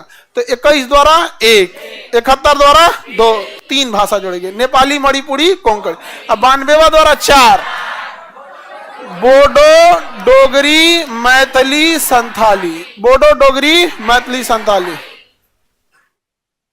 आगे बढ़े? Any problem? तो ये चारों आप एक ही साथ याद रख, तीनों संशोधन एक ही साथ याद रख लेंगे। जैसे ये वाला एक ही साथ याद रखा था ना, 8वां और 104, दोनों किससे संबंधित है? SC ST के आरक्षण के लिए, SC ST के आरक्षण के लिए, SC ST के आरक्षण के लिए। बताइए 21वां संशोधन द्वारा कितनी भाषा? 1, 1 3 4, ऐसे याद रखें। 1 3 4, 1 3 4, 1 3 4। सिंधी 21, नेपाली, मणिपुरी, कोंकणी 21, 71, बोडो, डोगरी, मैथिली, संथाली, बोडो, डोगरी, मैथिली, संथाली। ऐसे जोड़िए ना, 21 में 71 जोड़ेंगे तो 92 आ जाता है। 21 में 71 जोड़ने पे क्या आ जाता है? 92। 21 में 71 जोड़ने पे 92 आ जाता है। किसी को कोई दिक्कत है? 21 में 71 जोड़ने पे 92 आ जाता है। आगे बढ़े? किसी को कोई प्रॉब्लम?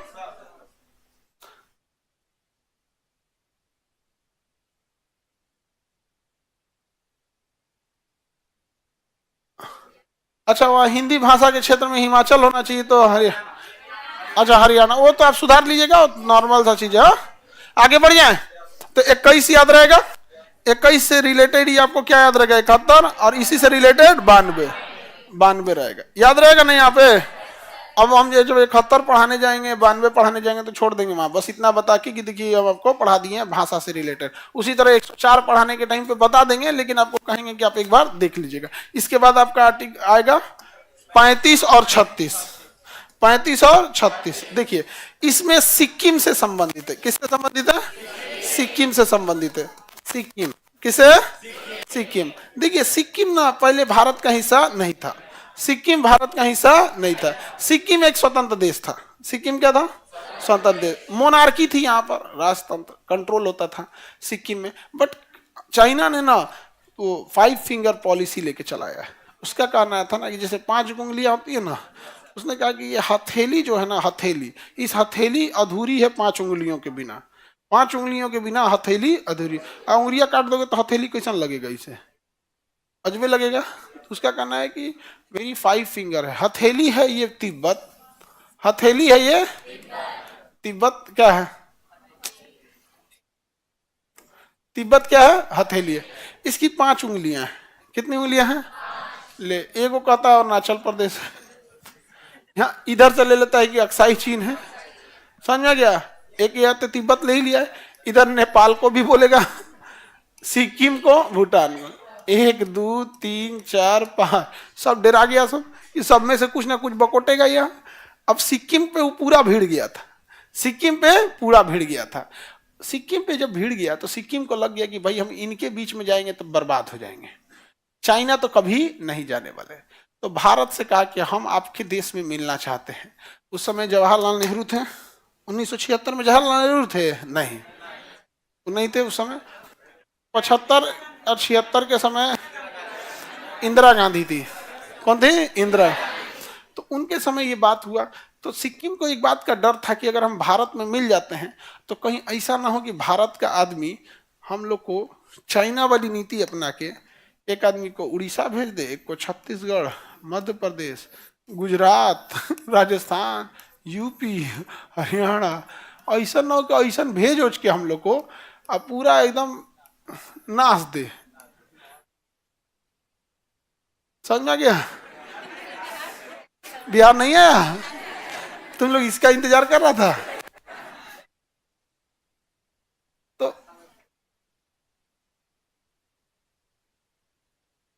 तो देखते हम लोग, किसी को कोई प्रॉब्लम? आगे बढ़ जाए तो देखते हम लोग, देखिए ध्यान से। तो सिक्किम को इस बात का डर था कि कहीं हमको हटा दे और यहाँ भारत कब्जा न कर ले, इसलिए सिक्किम पहले एक ही बार में भारत का हिस्सा नहीं बना। पहले वह सह राज्य बना कि हम एक राज्य की तरह ट्रीट करेंगे लेकिन आपका हिस्सा नहीं है। तो सबसे पहले वो एक सह राज्य की तरह बन के एक साल ट्राई किया। जब वो सह राज्य की तरह बन गया, उसको कोई दिक्कत नहीं आया, तब जाके वो पूर्ण राज्य बना। पूर्ण राज्य बना और आज भी हमारे और सिक्किम के बीच में कोई दिक्कत नहीं है। सिक्किम के लोग बड़ा सुलझे हुए हैं, पूरे पहाड़ी एरिया में ठीक है। लोग हम लोग जो आते हैं ना, ये काऊ बेल्ट एरिया बोला जाता है, ये यहीं पे बहुत ज़्यादा जनसंख्या भी है और ये सब भी बहुत ज़्यादा है। अब पहाड़ी एरिया में देखेंगे तो ऐसा कोई समस्या नहीं है। तो ये सिक्किम भारत का पहले बना सह राज्य, उसके बन गया पूर्ण राज्य। तो 35वां संशोधन द्वारा सह राज्य, 36वां द्वारा 35वां द्वारा सह राज्य, यहाँ पर पूर्ण राज्य, पूर्ण राज्य, सह राज्य के बाद पूर्ण राज्य, सह राज्य के बाद पूर्ण राज्य। सह राज्य बना 1975 74, आइए 16 मई 1975, 16 मई 1975 पूर्ण राज्य बन गया, 16 मई 1975। अब समझिएगा, 35वां संशोधन हुआ 1974, सिक्किम क्या बना? सहरा। ये भी क्वेश्चन पूछता है। और 36वां संशोधन द्वारा सिक्किम बना पूर्ण राज्य। क्या बन गया? पूर्ण राज्य। क्या बन गया? पूर्ण राज्य बन गया। 36वां संशोधन द्वारा क्या बन गया? पूर्ण राज्य। अब जब ये पूर्ण राज्य बनेगा तो ऐसा तो है नहीं कि फजल अली आयोग तो यही पे लग गया था। 7वां संशोधन द्वारा ही क्या लग गया था? फजल अली आयोग बन गया था। फजल अली आयोग की सिफारिश लागू हो गई थी और इसके द्वारा 14 राज्य बन चुके थे। कितने राज्य? 14। 6 केंद्र शासित प्रदेश होते हैं। अब जब ये 1956 में ही 14 राज्य बन गए थे, उसके बाद बहुत सारे राज्य ऐड होते गए, तो उसी हिसाब से इसका कौन सा रैंकिंग आएगा? 22वां राज्य बनेगा। कौन सा? 22वां। तो 36वां संविधान संशोधन द्वारा सिक्किम जो है पूर्ण राज्य का दर्जा प्राप्त हुआ और पूर्ण राज्य का दर्जा के बाद ये कौथा राज्य बना? 22वां राज्य बना। कौथा राज्य बना? 22वां राज्य बना। किसी को कोई दिक्कत? तो संशोधन याद रहेंगे? 36 तक तो याद ही रहेगा आप लोग को। पहला भूमि सुधार, 7वां भाषाई राज, 8वां SC ST, 104 भी SC ST, 10 दादरा नगर हवेली, 12 गोवा दमन दीव, 18 शाह आयोग, 21 भाषा, 71 भाषा, 92 भाषा, 35-36 सिक्किम, 35-36 एक साथ याद रखिए कि आपको हम जो कॉन्सेप्ट बता दिए ना, आपको में से किसी को नहीं भूलेगा कि एक बार सहराज बना, एक बार पूर्ण राज बना। जब पूर्ण राज बना तो क्या था, 22वां। पूरा रिवीजन के टाइम ऐसे याद कीजिएगा तो रिवीजन नहीं हो पाएगा, मन भी नहीं लगेगा पढ़ते में। बस 35-36 का संबंध सिक्किम से, खत्म। उतना तो कहानी याद करने की जरूरत क्या है। 35-36 सिक्किम। किसी को दिक्कत? 35-36 ब्लैक बोर्ड पर रेड कलर से नहीं दिखता है, नहीं दिखता है जी।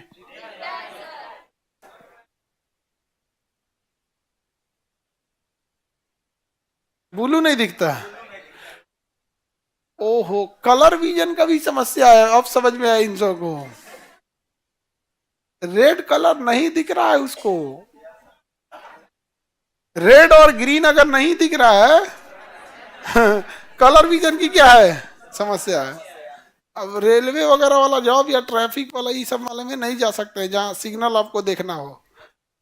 पता चला कि चल गया, उसको रेड कलर नहीं दिख रहा है, चला हो ले गया सबको।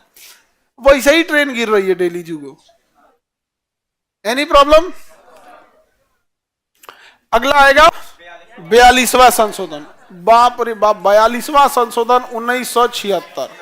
ये एकदम भाई याद रखना, 1976 भी याद रखना पड़ेगा। 42वां संशोधन 1976। इतना भयानक था ये संशोधन जिसका कोई हद नहीं। स्वर्ण सिंह समिति की सिफारिश पर इतना संशोधन बड़ा था कि इसके लिए अलग सिफारिश करनी पड़ी थी। स्वर्ण सिंह समिति, कौन सी समिति? स्वर्ण सिंह समिति, स्वर्ण सिंह समिति। अब आप स्वर्ण सिंह समिति के बारे में एक चीज जानते होंगे कि भैया इन्होंने ना क्या जोड़ा था, मौलिक कर्तव्य। 42वां संशोधन का एक मुख्य चीज था कि मौलिक कर्तव्य। अब इसमें मौलिक कर्तव्य जोड़ दिया गया, मूल कर्तव्य, मौलिक कर्तव्य कि हमारा ये काम है, देश के प्रति हमें करना है। जब मौलिक कर्तव्य जोड़ा गया था तो 10 था उस समय। जब मौलिक कर्तव्य जोड़ा गया था तो 10 था। इस 42वां संविधान स्वर्ण सिंह समिति ने 59 विषयों पे सुधार दिया। कितना सुधार किया? 59 नए नए सुधार कर दिए संविधान में। तो लोगों ने कहा कि एक से तो अच्छा एक नया संविधान लिख दिया रहता। 59 को विषय कोई जोड़ता है जी, इसलिए इसे मिनी संविधान कहा जाता है। क्या कहेंगे? मिनी संविधान। भाई मिनी संविधान क्यों कहा जाता है? एक काम करते हैं ना, हम आपके किताब में कहते हैं कि देखिए ना एगो पीडीएफ जोड़ दीजिए, 60 पन्ना का पीडीएफ है, तो आप क्या कहिएगा? एगो किताबें ना दे दीजिए तो इस 60 पन्ना का पीडीएफ बीचों में काहे लगा रहे हैं? तो मिनी किताब नहीं हो जाएगा वो? तो 59 विषय जोड़ने के कारण इसे मिनी संविधान कहा जाता है। और ये इंदिरा गांधी लाई थी, यहीं से इंदिरा गांधी हारी थी। इतना जबरदस्त संशोधन हुआ था, भारतीय संविधान का गला घोंट दिया गया। यानी इंदिरा गांधी ना बहुत आयरन लेडी कहा जाता था ना, बहुत ढीठ थी। ढीठ इन द सेंस की जो सोच लेंगी वही करवे करेंगे, आप बहुत ज्यादा इधर उधर नहीं। तो 59 विषय जोड़ा गया, मिनी संशोधन किया, संविधान का गला घोट दिया गया, सारी शक्तियां प्रधानमंत्री को दे दी गई। मंत्रिमंडल के पास ना शक्ति होना चाहिए, एक्चुअल में शक्ति होनी चाहिए मंत्रिमंडल को कि भाई अगर कोई जरूरत पड़ रही है तो मंत्रिमंडल के कानून को लागू कर दे। हाँ, अस्थायी रूप से लागू करना है तो संसद में जाइए, लेकिन इमरजेंसी आ गया है तो फिर संसद में इमरजेंसी में थोड़ी जा सकते हैं, उसको तो बुलाने की एक प्रक्रिया है। 3 सत्र चल रहे हैं यहाँ पे। तो संविधान यही लिखा गया था कि अगर इमरजेंसी लागू करना है या कोई भी चीज लागू करनी है तो आप मंत्रिमंडल से कहिए, मंत्रिमंडल उसे इम्पोज कर दे, लागू कर दे 30 दिन के लिए, 60 दिन के लिए। और जब सत्र आ जाएगा ना तो आप सत्र से पास करा दीजिएगा। अगर संसद कह दिया ठीक है तो ठीक है। आज संसद कह देगी सब लोग दाहिने से चलेंगे 2/3 बहुमत से और आधे से अधिक राज्य सहमत हो जाए, तो बाएं से छोड़ के हम लोग कब से चलने लगे दाहिने। और जो सरकार ये नियम लाएगी उसको भी हम लोग दाहिने कर देंगे उसको भी बाएं से कहाँ कर देंगे दाहिना कर देंगे। बिना मतलब का नौटंकी, दाहिने से चलो। हालांकि मेजोरिटी देशों में दाहिने से चला जाता है। दुबई उबई में जाओगे ना तो कहाँ से चलता है? दाहिने से। हम लोग इंडिया में कहाँ से चलते हैं? बाएं से। तो बाएं से चलना होता है। तो हमारे यहाँ जो ड्राइवर की सीट होती है वो दाहिने होती है, और वहां दाहिने से चलना होता है तो ड्राइवर की सीट किधर होती है? बाएं होती है। वहां 4 व्हीलर में बड़ी दिक्कत होता है। यहाँ का ड्राइवर वहां के ड्राइवर में बड़ी अंतर रहेगा, कंफ्यूजन हो जाएगा। दुबई उबई का ट्रैफिक रूल बहुत जबरदस्त है। जाम लगा रहे उससे आपको मतलब आप हॉर्न नहीं मार सकते हैं। हमारे यहां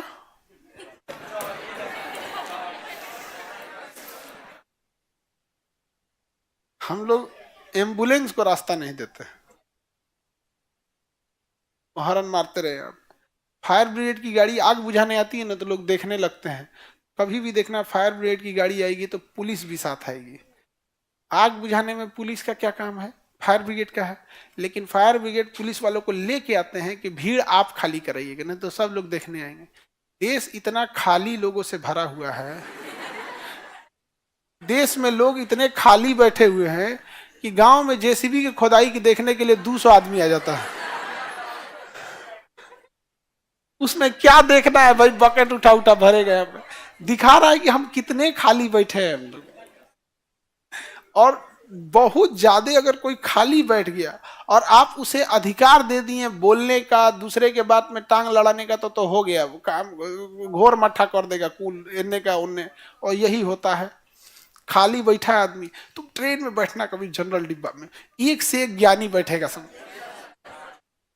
जो अपने परिवार की अर्थव्यवस्था नहीं सुधार पाया ना, वो कहेगा कि निर्मला सीतारमन को देश ऐसे चलाना चाहिए।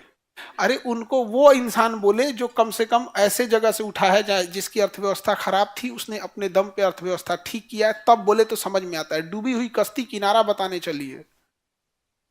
और ये चीजें बहुत ज्यादा हो जाती है, देखना ना, खूब से खूब सलाह देगा। सबको छोड़ो, तुम अपने हॉस्टल में बैठना, लॉज में, जो 6-7 साल से तुमको ढेर समझाएगा,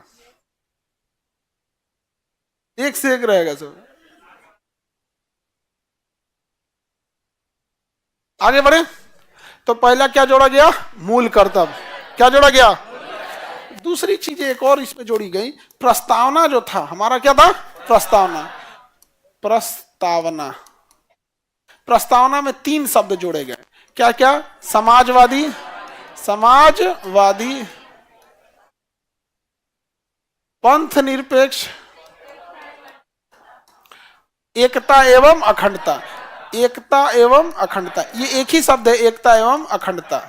अखंडता, एकता एवं अखंडता। समाजवादी का मतलब होता है कि सरकार समाज का ध्यान रखेगी। अब जैसे ट्रेन में स्लीपर क्लास का टिकट देखना बड़ी सस्ता रहेगा, समाज का ध्यान रखे। प्राइवेट बस का किराया और सरकारी बस के किराए में अंतर आएगा, सरकारी बस सस्ता रहेगी, प्राइवेट हॉस्पिटल महंगा होगा, लेकिन समाज का ध्यान रखते हुए सरकारी हॉस्पिटल सस्ता होगा। इलाज हो या ना, देखो सरकारी हॉस्पिटल के डॉक्टर पे आप उंगली नहीं उठा सकते हैं, बहुत ही पढ़े लिखे तो भाई डॉक्टर में तो कोई भी पढ़ाई लिखा होता है, एमबीबीएस की पढ़ाई इतनी नॉर्मल भी नहीं है। सरकारी हॉस्पिटल में या पीएमसीएच जो पटना में है, ऑनलाइन वाले बच्चे जो बिहार के बाहर के हैं, पटना में सबसे बड़ा हॉस्पिटल पीएमसीएच है। बट वहां के डॉक्टर के पास ऐसा ऐसा तजुर्बा है, ऐसा ऐसा मरीज गया है सब, जो किताबें में वो बीमारी नहीं है, पता नहीं वो कैसे हो गया है। किताबें में वो बीमारी है, किताब में नहीं है, ऐसा ऐसा मरीज गया है वहां पे। तो उस समय ना मीटिंग बैठती है डॉक्टर्स की कि हम ऐसा बीमारी था, ये था, तो उनके पास एक्सपीरियंस बहुत ज्यादा है। हालांकि सरकारी हॉस्पिटल में कई बार ये भी होता है कि उतना आपको इलाज ठीक से नहीं मिलना था, लेकिन एक सरकारी हॉस्पिटल के डॉक्टरों का भी समस्या समझ। एक डॉक्टर दिन में 50 मरीज देख ले, 50 मरीज देख सकता है, या 50 सीरियस और 50 नॉन सीरियस, मतलब उतने क्रिटिकल नहीं है तो 100 देख लेगा, लेकिन सीरियस तो 50 ही देख पाएगा। सरकारी हॉस्पिटल पे एक पे 400 झोंक देता है, नहीं समझे। और जिस लेवल पे लोग वहां जाते हैं ना, जैसे प्राइवेट हॉस्पिटल पे जाके देखना, तो आधा काम तो मरीज और उसके साथ आए लोग डॉक्टर का हेल्प कर देते हैं। सर ये ब्लड रिपोर्ट करा ली है, सर ये अल्ट्रासाउंड था, ये तो वहां गुलघोच ना चढ़, तो गुलकोच को गुलघोच बोल रहा था। और हमारे गांव में जब तक पानी नहीं चढ़ा तब तक मरीज सीरियस नहीं है। हार्ट अटैक आ गया वो सीरियस नहीं है, पानी चढ़ रहा है सीरियस है, और अगर प्लास्टर हो गया तो महा सीरियस है। तो गांव में 2 आदमी सीरियस होता है, ये प्लास्टर हो गया नहीं होता है, प्लास्टर हो गया तो सीरियस है, अब पानी चढ़ा दिया तो ही सीरियस। बाकी वेंटिलेटर मैंने कौन चीज, oxygen, ventilator, heart attack, brain stroke है, पानी नहीं चढ़ रहा है मतलब बीमारी है। ये तो समाजवादी रखा गया।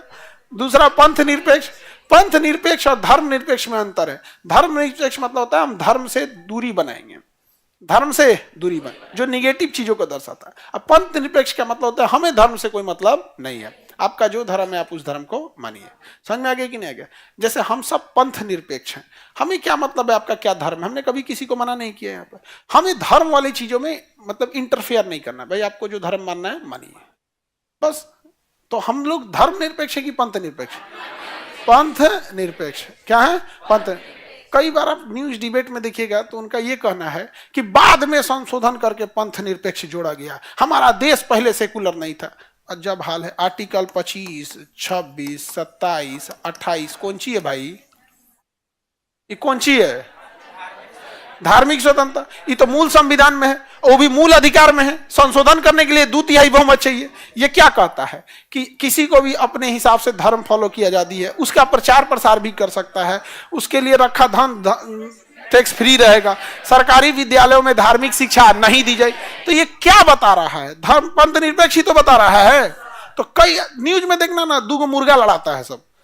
मुर्गा जैसे कैसे आदमी 2 मुर्गा को करते रहता, तो बीच में रुक रुक रुक चलो लो, हाँ बाद में जोड़ा गया इसको पंथ निरपेक्ष। अभी कैसे आ गया? इंदिरा गांधी ने जोड़ दिया, मूल संविधान में था ही नहीं। भाई प्रस्तावना ज्यादा संविधान का महत्वपूर्ण है या भाग 3 महत्वपूर्ण है? भाग 3 को संविधान की आत्मा कही है। प्रस्तावना है वो एक तरह का आपका पूरा निचोड़ है उसका। अब ये रहे ना रहे, आर्टिकल 25 और 26 नहीं है। अब जबरदस्ती यहाँ पर, अब किसी को अच्छा लगेगा जैन राष्ट्र तो भारत जैन राष्ट्र घोषित हो जाए, किसी को सिख राष्ट्र रहेगा तो भारत सिख राष्ट्र घोषित हो जाए। हालांकि अब देखिएगा गांव गांव तक मंदिर मिलेंगे, मस्जिद मिलेंगे, धार्मिक स्थल मिलेंगे यहाँ पर। फिर भी बहुत सारे मंदिर हैं जहाँ पे खाना भी खिलाया जाता है, बहुत सारे मजार मस्जिद भी होंगी जहाँ खिलाया जाता है, बट सब में नहीं। अगर भूखमरी खत्म करना है तो गांव गांव गुरुद्वारा खोल दो। सरकार को 5 किलो राशन बांटने की जरूरत नहीं है, सिख भाई खिला देगा 140 करोड़ लोग को। समझे? फिर भी कभी सुने हो कि भारत सिख राष्ट्र हो जाए? नहीं समझ में आया? अब हम ऐसा नहीं करें। बहुत से मंदिर में हम लोग खाना खाए हैं और बहुत श्रद्धा से खिलाते हैं वो लोग, बहुत सारे मजार में भी, लेकिन सब में नहीं। आप कह सकते हैं आपके गांव में भी होगा तो कभी कभी भंडारा लगता है। सिखों के यहाँ जाके देखिएगा। हम एक बार लखनऊ गए थे तो गुरुद्वारा के पास थे, तो अचानक से ना मेरे देखते देखते सारे रिक्शे वाले लोग और जो ठेला वाले ये लोग थे लोग ना, अचानक से एक जगह इकट्ठा होने लगे। हम कहे क्या हो गया भाई, समझ में नहीं आ रहा है। तो हमको दिखा कि एक गुरुद्वारा से एक इंसान निकले थे, उनके पास चाय की केटली थी और 4 बजे का समय होगा, चाय की केटली थी। वो जितने रिक्शे वाले थे लोग ना, वो लोग अपना अपना गिलास लेके चले आए कि हमको गुरुद्वारा से क्या मिलेगा, चाय मिले। तो इससे समझ में आया कि इनका यहाँ का डेली रूटीन है, वो लोग डेली वहां पे चाय पिलाते। अब सोचो एक रिक्शा वाले के लिए 10 रुपया का बाहर पी रहा है चाय, उसे 10 रुपया बच जाएगा, अपने घर वाले के लिए कुछ लेके चला जाएगा, एक मिठाई लेके चला जाएगा, उसके लिए वही बहुत चीज है। छोटे बच्चों के लिए अब हर इंसान का लेवल अलग अलग है, तो उतना जितना सीख किया उतना नहीं। तो ये क्या है कि नहीं? तो क्या प्रस्तावना में अगर पंथ निरपेक्ष नहीं है, हमारा देश पंथ निरपेक्ष प्रस्तावना की वजह से आर्टिकल 25-26 ये मौलिक अधिकार की वजह से। इसको कौन पूछ रहा है भाई? ये बाद में जुड़ा गया। अच्छा हम यहां से पंथ निरपेक्ष हटा देंगे तो क्या उसको हटा दिए? नहीं हटा सकते। लेकिन न्यूज में कभी खोलोगे ना तो तुम यही सब देखोगे, यही ऐसे वैसे दुनिया भर काम करते। यार देश कहा जा रहा है, अलग झमेला है यहाँ पे, पूंजी खत्म हो गया लोगों के पास, उस सबसे मतलब नहीं। लेकिन नहीं,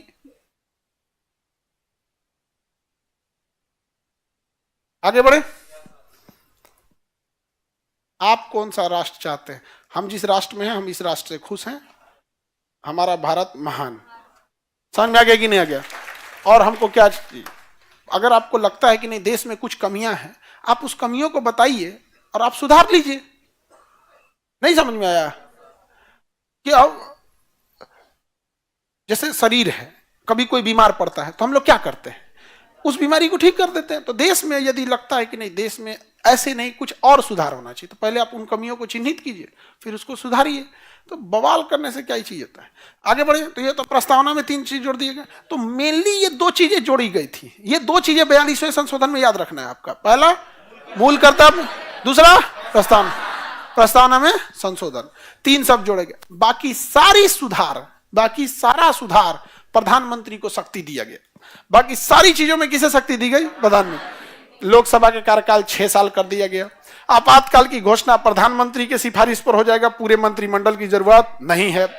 आंतरिक अशांति के मामले पे भी आप आपातकाल लागू कर सकते हैं। आंतरिक अशांति का कोई परिभाषा ही नहीं है। विद्यार्थी जो हैं, अभी देखिएगा बीपीएससी के पूरे विद्यार्थी प्रोटेस्ट कर रहे हैं, वो अपनी जायज मांग रहे हैं, किसी से वो धन दौलत नहीं मांग रहे हैं। बीपीएससी ने टीचर की वैकेंसी निकाली और विद्यार्थियों को बीपीएससी की ओर से डोमिसाइल नहीं लागू किया गया था। अंदर कुछ अधिकारी थे लोग जिन्होंने डोमिसाइल नहीं लागू किया यहाँ पर। और बीपीएससी के जो टीचर के है, अब उनकी समस्या समझिए कि सेम नंबर 2 लोग लाए हैं। सपोज कीजिए सेम नंबर 2 लोग लाए हैं, बट एक का एज 2 महीना बड़ा है और एक 2 महीना छोटा है। तो नंबर सेम होने की वजह से जिसका उम्र में बड़ा है उसे क्या मान लिया जाएगा? सीनियर। तो 2 बच्चों में जो 2 महीना पहले पैदा हो गया वो सीनियर हो गया। अब उसका बिहार टीचर में 3 जगह सिलेक्शन हो गया, 1 to 5 में हो गया, 9th 10th में भी हो गया, मान के चलो 3 जगह उसका रिजल्ट हो गया। अब वह व्यक्ति एक इंसान की सीट को कचर के बस इसलिए आया है कि उसका डेट ऑफ बर्थ 2 महीना ज्यादा है। अब इसके बाद भी उसका रिजल्ट कितने जगह है? 3 जगह। तो ज्वाइन कितने जगह करेगा? एक ही जगह ज्वाइन किया। तो जो जिसको पीछे कचर के आया था उसको तो मिल जाना चाहिए, तो उसे कहेंगे सप्लीमेंट्री रिजल्ट। सरकार नहीं जारी कर रही है। कितना? तुम काहे 2 महीना लेट से पैदा हुआ? काहे पैदा हुआ 2 महीना लेट से? तुम्हें को पता नहीं है कि बिहार में हम लोग यहां टाइम से पैदा होना जरूरी, डिसिप्लिन राज्य है, ये डिसिप्लिन है, यहां पर टाइम से पैदा होना चाहिए।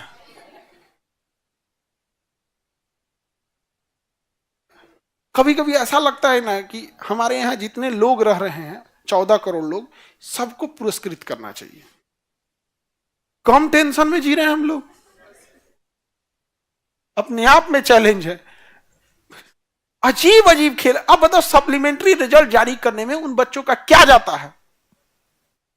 भाई एक बच्चा का 3 जगह रिजल्ट हुआ, ज्वाइन करेगा एक जगह। जब 3 जगह रिजल्ट हुआ होगा तो 3 बच्चे पीछे होंगे। एक रिजल्ट जारी करेगा तो जो इनके पीछे वेटिंग लिस्ट वाले हैं, वेटिंग लिस्ट वाले, वो 2 तो आ सकते हैं ना। ना ना, ना वो सब नहीं। सप्लीमेंट्री रिजल्ट हमारा रिश्तेदार कैसे जाएगा? 20 लाख लाओ जी, जाओ। आई कौन मांग रहा है सप्लीमेंट्री रिजल्ट? मारो इस पे एफआईआर करो, इस पे एफआईआर करो। इसका कौन टीचर कौन बोल रहा है उसको ओकरो पे एफआईआर करो, नोटिस भेजो उसको, 4 जगह इसे करो।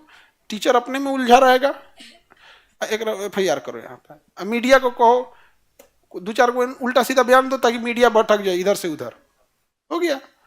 बताओ क्या जाता है सप्लीमेंट्री रिजल्ट में? आप लोग में भी देखिएगा। अब जो बच्चे जो लोग पढ़े लोग ना, वो बेचारे मैसेज जब भेजते हैं तो रो रो के भेजते हैं सर कि सर अब की बार घर वाला भेज देगा गुजरात दिल्ली कमाने के लिए।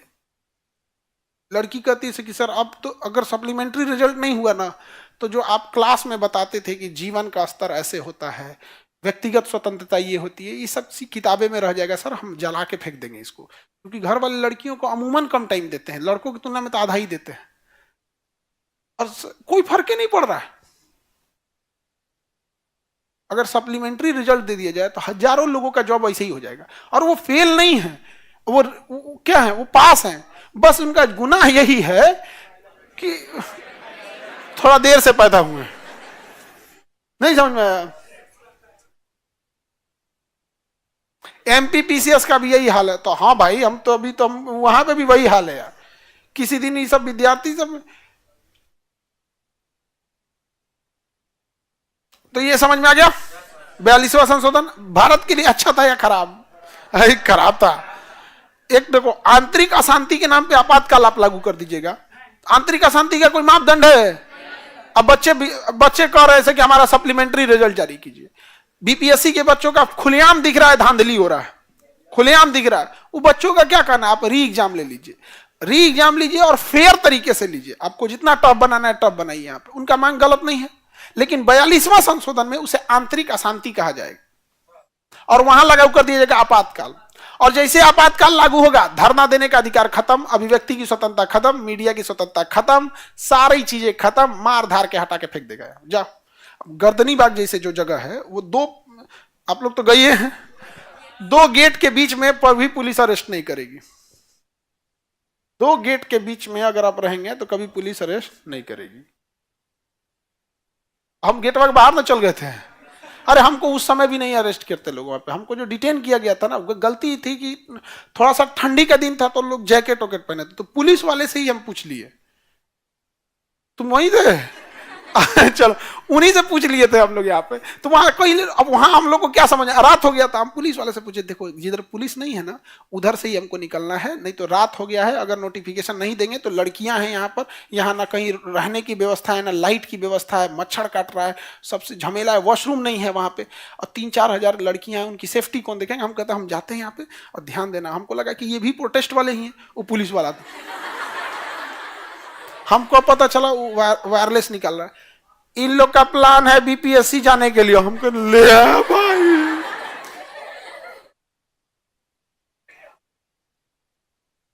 क्या हो गया?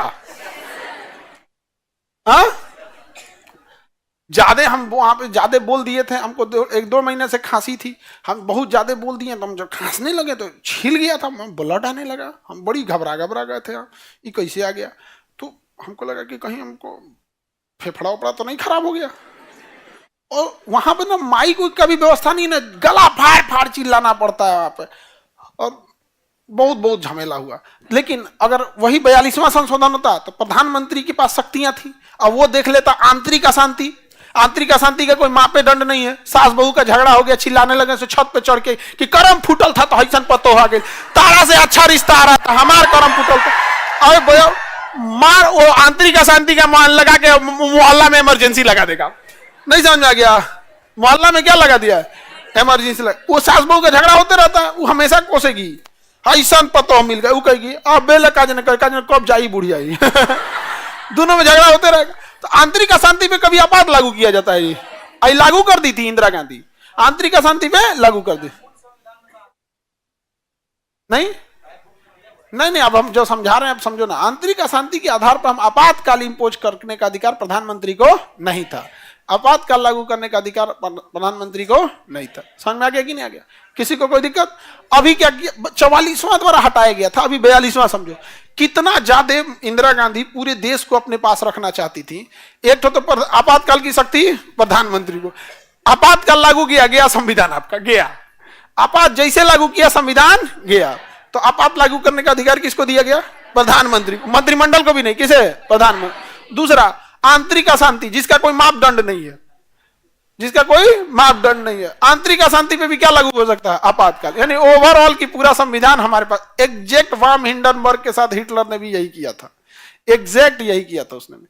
तो आंतरिक अशांति समझ में आ गया। अब इंदिरा गांधी के खिलाफ जो बोलता था उसको जेल में डाल देती थी, उसको क्या करती थी? जेल में डाल देती थी। आंतरिक अशांति, आपातकाल खत्म करने।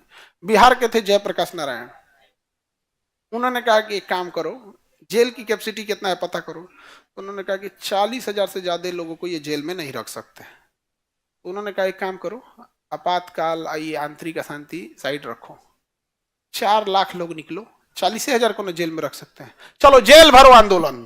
कौन आंदोलन? जेल भरो आंदोलन। बिहारी से पंगा, बिहारी से पंगा। तो जयप्रकाश नारायण आ गया है जेपी, और कहे कि हर जिला से लोग निकलो। कैपेसिटी कितनी है पूरे में? 40,000 लोगों से ज्यादा वो लोग जेल में नहीं रखते। 4 लाख लोग घुस जाएंगे तो जेल ब्लास्ट हो जाएगा, और इसे जेल की दीवारें चरमरा जाएंगी। यहाँ पे जाएंगे कहां पे? अपने से खुल जाएंगे। भाई जेल की दीवारें नहीं है तो ठेला ठेली हो जाएगा, जगह नहीं है, वो कहां रखिएगा, जगह नहीं है यहाँ पे। नहीं समझ आ गया? तो पुलिस वाले भी परेशान हो जाएंगे यहाँ पे। अब उसके क्या किया गया? तो सुशील मोदी थे जयप्रकाश नारायण के साथ, वो कहे कि गुरुजी हम चलेंगे। लालू प्रसाद यादव, गुरुजी हम चलतो। Nitish Kumar, I am also ready. पहले कुछ था,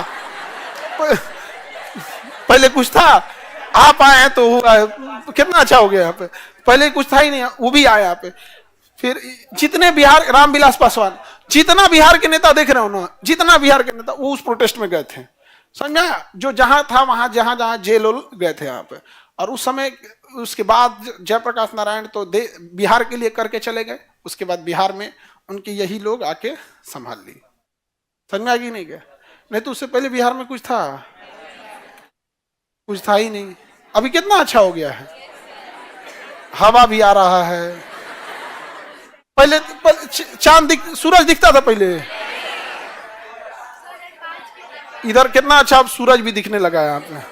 यहाँ पर पूरा अंधेरा अंधेरा रहता, डायनासोर घूमते थे सब पहले यहाँ पटना में। अभी कितना अच्छा हो गया है। हाँ अरे मिनी संविधान किसे कहा जाता है? 42वां संशोधन। 42वां संशोधन को आगे बढ़ते हैं। देखो इस 42वां संशोधन में 2+ चीजें थी, हमें 2 चीजें दी गई, बाकी सब चीज छीन ली गई। क्या दिया गया भैया? मूल कर्तव्य या मौलिक कर्तव्य? मूल कर्तव्य। भाग 4 का क, ऐसे भी बोल सकते हैं। और एक कहां संशोधन हुआ? प्रस्तावना। प्रस्तावना में कितने शब्द? 3 शब्द जोड़ दिए गए, एकता अखंडता, समाजवादी पंथ निरपेक्ष, एकता अखंडता। समाजवादी पंथ निरपेक्ष, एकता और अखंडता, ये तो जोड़ दिया गया। इसको मिनी संविधान कहते हैं क्योंकि 59 विषय जोड़े गए थे। कौन सी कमेटी की सिफारिश पर? स्वर्ण सिंह समिति। इसमें हमसे छीन लिया गया संविधान पर प्रतिकूल प्रभाव पड़ा। संविधान पर अच्छा प्रभाव या प्रतिकूल? संविधान पर प्रतिकूल प्रभाव। समझ में आ गया? Any problem? इसमें हमारा प्रतिकूल का मतलब निगेटिव इंपैक्ट पड़ा, अनुकूल का मतलब ठीक ठाक है, प्रतिकूल प्रभाव पड़ा। और हमारा संविधान जो है संघात्मक है, संघीय है। संघीय का मतलब होता है स्टेट गवर्नमेंट को भी पावर है, सेंट्रल गवर्नमेंट को भी पावर। इसे संघीय से बदल के एकात्मक कर दिया। क्या कर दिया? एकात्मक कर दिया। मतलब सब कुछ सेंट्रल गवर्नमेंट के पास छीन के भेज दिया गया। क्या कर दिया गया? सेंट्रल गवर्नमेंट के पास भेज दिया गया। कहा गया कि इतनी इतनी पावर दिया गया कि एक तो तक आ गया कि आंतरिक अशांति। क्या चीज?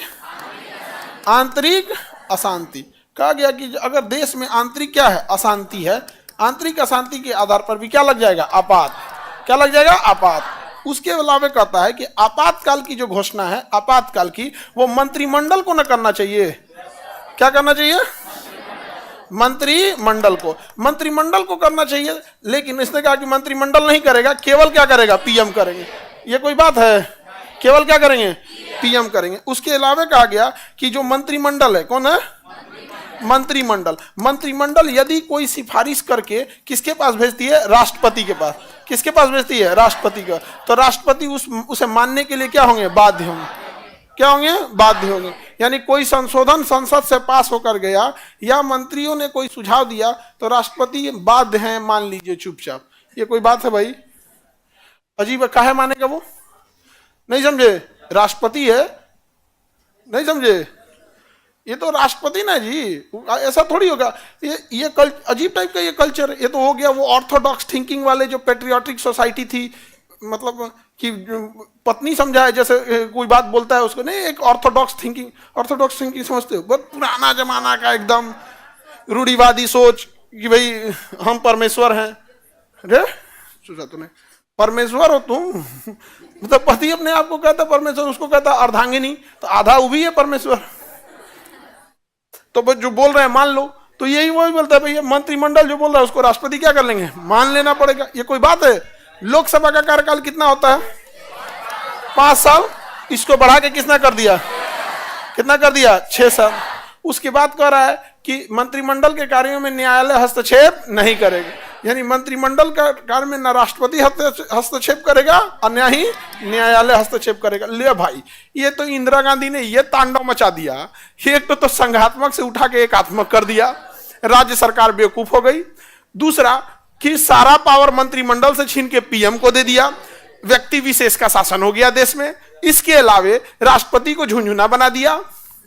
भाई आप मानने के लिए बाध्य हैं तो राष्ट्रपति मतलब है क्या? उसके बाद सुप्रीम कोर्ट को कठपुतली बना दिया। जो हम बोल रहे हैं आप मान लीजिए। करना क्या चाह रही है इंदिरा गांधी का गजब विरोध होने लगा देश में। जयप्रकाश नारायण ये लोग सारे लोगों ने क्या कर दिया? विरोध कर दिया। पूरे लोगों ने विरोध कर दिया। समझ में आ गया? तो इसके बाद इंदिरा गांधी की सरकार गिर गई। किसकी सरकार गिर गई? इंदिरा गांधी की सरकार गिर गई।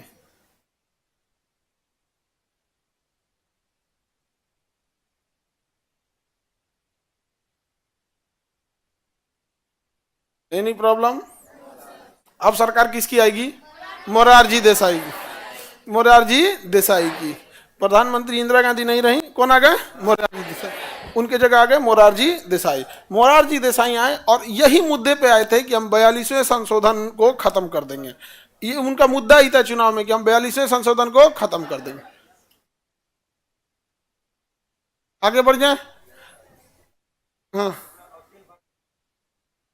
हाँ तो देखो मेन चीज देखो, आप बात समझो। 59 विषय हैं, ऐसे समझिए 59 विषय हैं। क्या हमने 59 विषय लिखा है? नहीं, हम वही लिखे हैं जो एग्जाम में आएगा। ठीक है, बाद में लोग कहेंगे कि देख रहे हैं 59 में वही वही बोला जो एग्जाम में आ गया, कोई ना कोई गड़बड़ है। नहीं भाई, गड़बड़ नहीं, एक्सपीरियंस है, पढ़ाते पढ़ाते आदमी बुढ़ा गया पढ़ाते पढ़ाते यहाँ। नहीं समझे? तो हम क्या 59 विषय बताए हैं? नहीं बताए। बहुत चीजें हैं, लेकिन वही वही बताते हैं जो आपको एग्जाम में आए। हमारा बस ये कहना है कि हम आपके जीवन का सबसे बहुमूल्य समय ले रहे हैं। पैसे भले कम लेते हैं, देखो पैसा तो रिकवर हो सकता है आज नहीं तो कल, बट जो हम आपका समय ले लिए, या कोई विद्यालय में आपने 3 साल 4 साल पढ़ लिया, वो समय नहीं लौट के आएगा। तो जब आप हमें समय दिए हैं, इसीलिए ना दिए हैं कि हम आपको उतना पढ़ाएं जितना में आपका रिजल्ट ठीक ठाक हो जाए, कम मेहनत में ज्यादा रिजल्ट हो जाए, यही ना चाहते हैं। पढ़ाने के लिए तो 59 का 59 पढ़ा दें, उसके बाद कहें सब मेरे ही में से आया है, भाई तो बचा कहाँ? 59 का 59 भी तो पढ़ा सकते हैं ना, सब नहीं। लेकिन ये मेन यही रहता है कि जहां से आ रहा है यही चीज पढ़िएगा जो ठीक ठाक आ जाएगा। चाहे जितना कुछ कर लीजिए, कोनो किताब पढ़ लीजिए, जहां तहां जितना घूमना है घूम लीजिए, क्वेश्चन यहीं से आएगा। समझ में आ गया कि नहीं आ गया? क्या हो गया?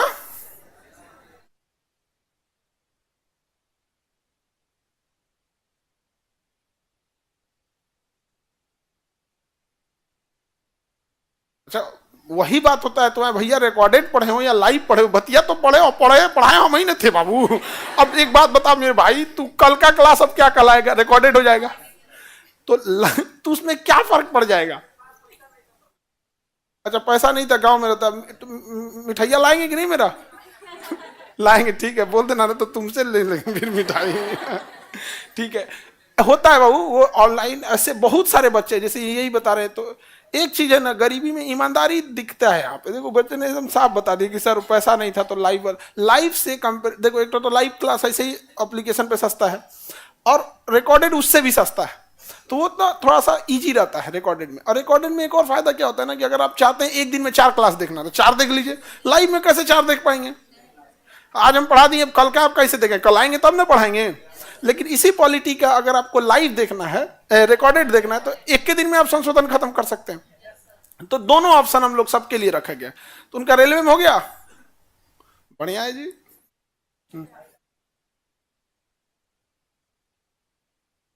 तो एक ना आप लिख के एप्लीकेशन इनको दे दीजिएगा, ठीक है। एप्लीकेशन पे बहुत सारे बैचेज है, तो किसी किसी में टेक्निकल प्रॉब्लम कुछ ना कुछ हमेशा आते रहता है। उसका रीजन जानते हैं क्या होता है? अपडेट दे देता है। क्या दे देगा? अपडेट। अब जैसे हम ही अपडेट दे दे इसी क्लास में कि कल से ये गेट नहीं खुलेगा, तो जो इस गेट से आने वाला है उसको कल दिक्कत होगा कि नहीं होगा? परसों अपडेट दे दे कि नहीं अब कोनो गेट नहीं खुलेगा, छत से ऊपर से सीधे कूदना पड़ेगा। तो एप्लीकेशन में ना यही प्रॉब्लम आता है। एप्लीकेशन तो मेरा है, लेकिन प्ले स्टोर गूगला का है, एंड्रॉइड गूगलवा का है। तो मोबाइलवा देखते होंगे ना, जब कहता होगा 2-3 महीना पे कि अपडेट करो। अब हमारा एप्लीकेशन उस एप्लीकेशन के आपके मोबाइल के हिसाब से रन कर रहा है। अब वो अपना अपडेट कर लिया, एक दो खिड़की जंगला बढ़ा दिया, कोनो खिड़की जंगला बंद कर दिया। अब हमको भी टाइम लग जाता है कि उस हिसाब से अपडेट करें। अब उस हिसाब से हम अपडेट करते करते हैं उसको ट्रबल शूट ठीक करते हैं, 15 दिन लग जाता है, सारा एप्लीकेशन फिर से सही होने लगता है। तब फिर 6 महीना पे उसे जो कहता है कि अपडेट मारो, फिर हम लोग को अपडेट करना, मतलब वो हम लोग से फास्ट चलता है। अब हम लोग को बता के तो अपडेट करेगा नहीं, तो हम लोग को पीछे पीछे चलना पड़ता है। और हमें नहीं, पूरे जो भी प्ले स्टोर पे चल रहा है वो भारत सरकार का अपना प्ले स्टोर नहीं है, ना ही हम लोग का कोई अपना एंड्रॉइड है, कुछ भी नहीं है। We are not digital India, we are digital users. हम डिजिटल यूजर हैं। कभी टिकटॉक देख, कभी भारत का भी कुछ आना चाहिए ना जी। नहीं समझे? तो एआई आया है, आर्टिफिशियल इंटेलिजेंस, बीआई आना चाहिए, भारत इंटेलिजेंस। कोनो काम का नहीं है हम लोग का। चाइना का आ गया इतना, तुम इंडिया का बताते हैं। इंडिया का तुम भारत का नक्शा खोजना, तुम गूगल पे जाओ, भारत का नक्शा, बड़ी दिक्कत आएगा तुम्हें। आधा में जम्मू कश्मीर कटा मिलेगा। बोलो।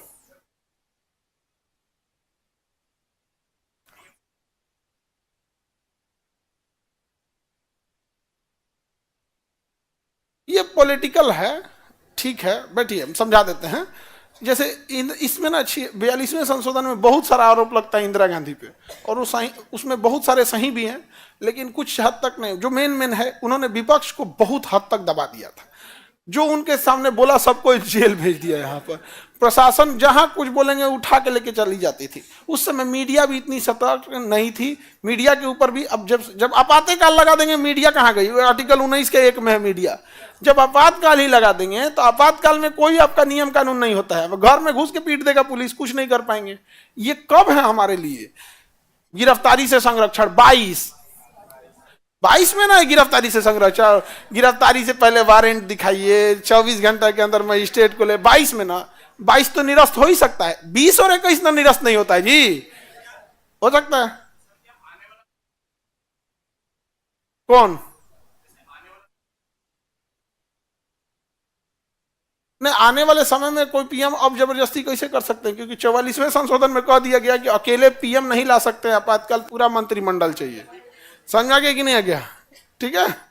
अब देखो एक और चीज क्या है, अगर पूर्ण बहुमत की सरकार है, पूर्ण बहुमत की सरकार है, तो पीएम भी वही सोचेगा जो मंत्रिमंडल सोचेगा, अगर पूर्ण बहुमत की सरकार है तो। लेकिन अगर पूर्ण बहुमत की सरकार नहीं है तो पीएम तो जो सोचेंगे सोचेंगे, लेकिन मंत्रिमंडल में बहुत सारे लोग अन्य पार्टियों के भी रहेंगे। जैसे वर्तमान सरकार के पास केवल बीजेपी के नहीं है, वहां हमारे नीतीश जी के भी हैं, अपने मुख्यमंत्री साहब का, तेलंगाना का है, चिराग पासवान है, ऐसे बहुत सारे लोग हैं। समझ में आ गया कि नहीं गया? तो सबका वो होता है, तो हर पार्टियां अपनी अपनी छवि को रखेगी ना। अभी इमरजेंसी मूवी भी है।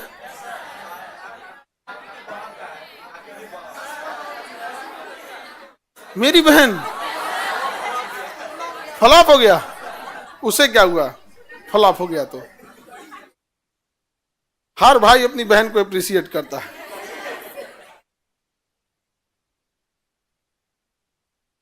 44वां संशोधन समझते क्या जी?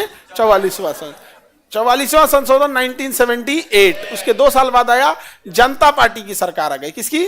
जनता पार्टी। और प्रधानमंत्री बने मोरारजी देसाई। मोरारजी देसाई, गुजरात के थे, मोरारजी देसाई अब तक के सबसे उटपटांग प्रधानमंत्री यही हैं। समझ में आ गया? इससे बेवकूफ़ी करने वाले, जितना इन्होंने बेवकूफ़ी किया उतना किसी ने नहीं किया। अब चलते हैं, पहले देखते हैं। इन्होंने सबसे पहला कि 42वें संशोधन की सारी कमियों को दूर कर दिया। तो इसमें याद ही क्या करना है, इन्होंने कहा कि भाई आंतरिक अशांति पे अब आपात नहीं लगेगा। इन्होंने कहा था कि लगेगा। इन्होंने कह दिया कि आपातकाल की घोषणा अकेले पीएम नहीं करेंगे, मंत्रिमंडल करेगा। इन्होंने कहा कि मंत्रिमंडल और संसद की सिफारिश यदि राष्ट्रपति के पास जाएगा तो उन्हें एक मौका पुनर्विचार का दिया जाएगा। ये क्वेश्चन पूछा हुआ है और ये पूछेगा कि राष्ट्रपति को पुनर्विचार के लिए एक मौका किस संशोधन द्वारा दिया गया? 44। और सारे मौके छीन लिए गए। हाँ, 42वां द्वारा सारा मौका छीन लिया गया और एक मौका दिया गया 44। लोकसभा के कार्यकाल को वापस 6 से 5 साल किया गया 44 से। न्यायिक समीक्षा की अनुमति दी गई 44वां, और न्यायिक समीक्षा को बाहर कर दिया गया था 42। तो 44वां संशोधन तो याद करने की जरूरत ही नहीं है। जो चीज थी 42वीं की कमियां, उसे वापस ठीक कर दिया। किस में ठीक कर दिया? 44। तो पहला तो एक तो इसे याद रखिएगा, जितनी इसमें गड़बड़ थे सबको कहां ठीक किया गया? चलो, तो 42 की कमियों को दूर किया। क्या किया? दूर किया। तो एक तो ये याद हो जाएगा, इसमें तो कोई दिक्कत नहीं। एक वो इनसे गड़बड़ हुआ क्या, एक अच्छा काम किया लेकिन बवाल हो गया। इन्होंने क्या कर दिया कि संपत्ति के अधिकार को समाप्त कर दिया। संपत्ति के अधिकार को क्या कर दिया? मूल अधिकार से किसमें बदल दिया? पहले क्या था? मूल अधिकार। अभी क्या हो गया? कानूनी अधिकार हो गया। अभी हो गया है कानूनी अधिकार है।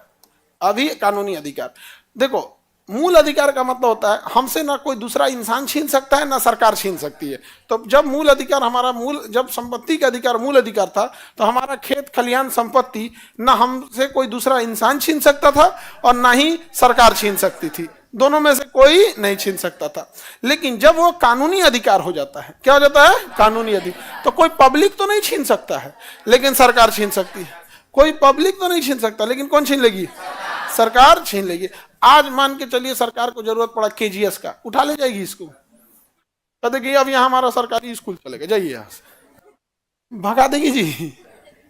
नहीं समझे?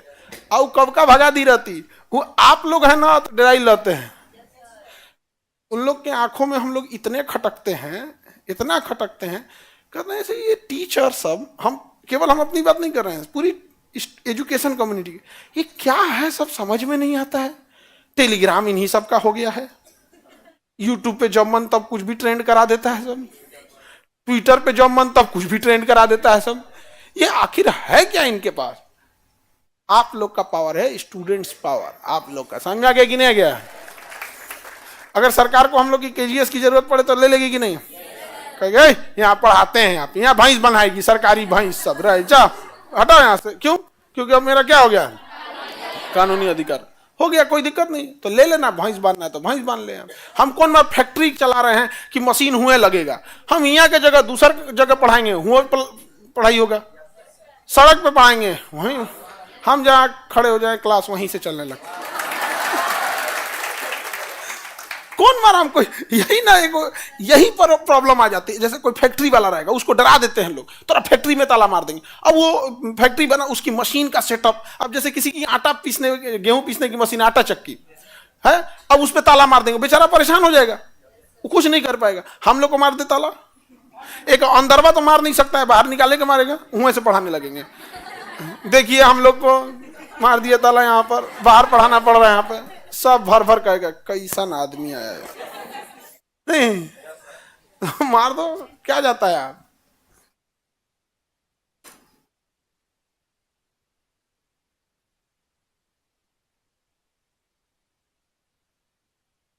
तो ये तो समझ में आ गया, मूल अधिकार को किसमें बदल दिया।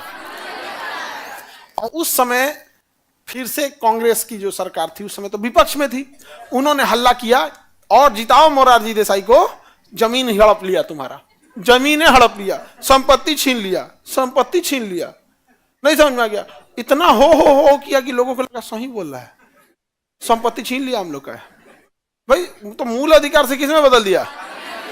लेकिन हल्ला हो गया कि सब जमीन जायदाद अब तुम्हारा सब सरकार ले लेगी, अब तुम्हारा कुछ नहीं बचेगा, तो हल्ला करने लगता है इसमें। तो पहले हल्ला हो जाता था तो सुधार नहीं पाता था।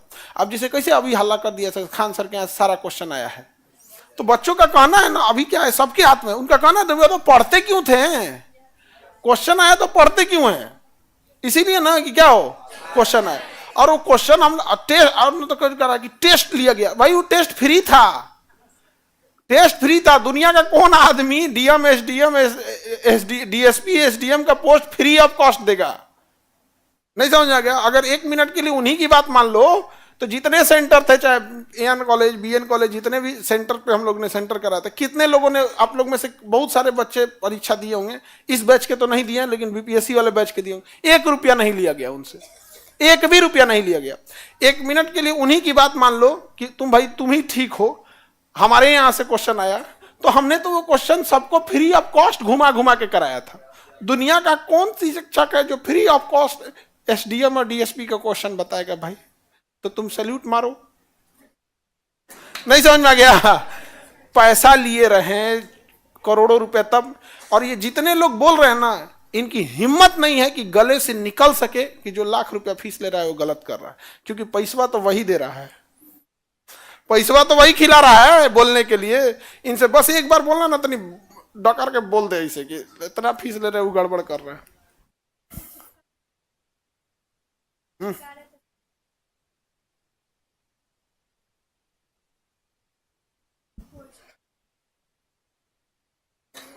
हाँ तो हु बहु लड़ा है, हु बहु मेंस में भी लड़ेगा। हम तो अभी भी बोलते हैं हु बहु मेंस में भी लड़ेगा। रेलवे की एग्जाम हो रहा है उसमें भी हु बहु लड़ेगा। दरोगा का हो रहा है अभी भी लड़ेगा। एक किताब ले लो उसमें से लड़ेगा, पॉकेट जी के। हम तो पहले से बोल रहे हैं। नहीं समझ में आ गया तो पढ़ लो। नहीं समझ में आ गया तो बिल्कुल, ये तो हमारा एसओपी है। देखो हमको एक बात नहीं समझ में, हम लोग तुम्हें अगेन बताते हैं, हम लोग का उद्देश्य शिक्षा का बस 2 ही है, हर इंसान तक शिक्षा को पहुंचाना और बेस्ट क्वालिटी और मिनिमम प्राइस से। हम लोग का दूसरा कोई उद्देश्य नहीं। और हम लोग पिछले 2 साल से इसी पे लगे हुए थे, 3 साल से। उसके बाद हुआ क्या कि हम लोग हर जगह तो पहुंच गए। अब गांव गांव में भी देखो कोई भी पढ़ लेता मोबाइल लेके, जिसके पास पैसा है नहीं है। अब ऐसा कोई नहीं कह सकता कि हमारे पास उसे नहीं पढ़ सकता है, सब। तो हम लोग उसमें सक्सेस हो रहे थे। हम लोग का मुख्य ध्यान नहीं था। इसमें कुछ लोग को खलबली होने लगी। अच्छा, अब बताओ तो कितना रिजल्ट है, कितना रिजल्ट है, कितना रिजल्ट, खाओ खाओ खाओ करने लगा। जब हम रिजल्ट दिखाए तो स्टेज टूट गया। कहा कि जा जा, रिजल्ट तो बहुत ज्यादा है, वरना पहले तो हम दिखाते नहीं थे, अब दिखा दिए तो रिजल्ट, अब क्या करें, अब क्या करें। तो फिर उसके बाद बोला सब, अच्छा पढ़ाते हैं, एग्जाम में नहीं लड़ता है, पढ़ाते हैं, धाए धाए पूरा लड़ गया, सब लड़ गया, बाप हो बाप, सब लड़ गया, अरे बाप हो बाप यार। फिर वो अब क्या बोला जाए यहाँ पे, फिर कह रहा है कि नॉर्मलाइजेशन ये करा रहे हैं, चढ़ के नॉर्मलाइजेशन बीपीएससी के छाती पे कहें कि वापस कर, तो नहीं लेगा यहाँ पे, चढ़ के सुबेरे गए वापस नॉर्मलाइजेशन करा के आ गए। कहा कि जा भी तो इहो गड़बड़ हो गया, इहो आरोप नहीं लगा, सो अब क्या लगाए, अब क्या लगाए। इतना उटपटांग इंसान है सब। हम पूरे बिहार के रोल मॉडल थे आचार्य कुणाल किशोर जी। कैंसर हॉस्पिटल चलाए, 5-5 हॉस्पिटल चलाए यहाँ पर। 50,000 लोग अभी भी अयोध्या राम मंदिर दर्शन करने जाएंगे ना, तो उसके बगल में अमावा मंदिर है जहां राम रसोई चलता है, वहां खाना खिलाते हैं वो इंसान फ्री में 50,000 लोगों को। जब वो इस दुनिया से चले गए तो 10 दिन पर कुछ होता है ना, क्या बोलते हैं, 10 या 13 पे कुछ होता है, देखो हमको उसका ज्यादा आइडिया। तो हम वहां गए तो फूल अर्पित किया जाता है, तो फूल अर्पित किए, उसको कह रहा है देखिए ये कहाँ गए हैं। तो हम तो एक शिक्षा हमें ज्यादा नहीं आदि आता है, तो हम दूसरे का देख देख के करते हैं, भाई हमसे कोई गलती ना हो जाए, वरना फिर कोई कहेगा कि क्या करते। तो फूल अर्पित करके प्रणाम करके हम लोग तो वैसे ही मरमाहत थे कि इतने अच्छे लगे। और फिर बात होने लगा तो हम कहे कि इनको भारत रत्न की बात बोलिए यहाँ पे। तब तक उसके बाद कुछ देर बैठा जाता होगा, अब हमें नहीं पता हम कैसे तुरंत चल जाएगा। बैठा गया यहाँ पे, तब तक गवर्नर सर भी बैठे, कुछ वो लोग भी बैठे, हमको इधर बैठा कर देखिए बैठे हम वहाँ पे, ये भाई तो निचवा बैठे हम निचवा बैठे। तब तक एक मिनिस्टर साहब मिल गए, उनसे भी कह दिए देखिए ना। फिर एक हमारी टीम का सर, ये जो समय है किसी की शोक सभा है, इसमें बीपीएससी की बात ना किया जाए। हम कहे इधर एगो मंत्री है, इधर वो है, दोनों लोग को बोल दिए देखिए बहुत दिक्कत हो रहा है बीपीएससी के बच्चों के साथ। तो भाई कोई फोटो खींचेगा तो आवाजिया थोड़े आएगा। तो कह रहा देखिए क्या बोल रहे थे, क्या बोल रहे थे। भाई तुम्हारी अगर इतनी पहुंच है तो उनसे जाके पूछो कि हमने बोला था या नहीं बोला था। नहीं समझे? तो होता है इस सब चीज के लिए आप तो टेंशन नहीं लेता है, होते रहता है यहाँ पे। हकीकत में एक हम बात बोलते हैं, तुम जो हम विरोध करता है वो खुद का विरोध कर रहा है। नहीं समझ में आया? जो विरोध करेगा ना उसको रियलाइज होगा कि उसने खुद का विरोध कर लिया। क्वेश्चन आया, हम शांति से बैठ गए थे, भर द घूम घूम हल्ला कर दिया सब कि यहीं से क्वेश्चन आया। अब कुल लड़का पढ़ने आ रहा है, अब कुल लड़का आ रहा है पढ़ने। हाँ हो सही है बात है। यहाँ पर अगेन हम लोग का उद्देश्य यही है कि ज्यादा से ज्यादा लोग तक शिक्षा जाए। तो हम लोग देख लिए 42 और 44 समझ में आ गया। 42 की कमियों को दूर किया गया किसके द्वारा? किसके द्वारा? 44 द्वारा। संपत्ति के अधिकार को समाप्त किया गया।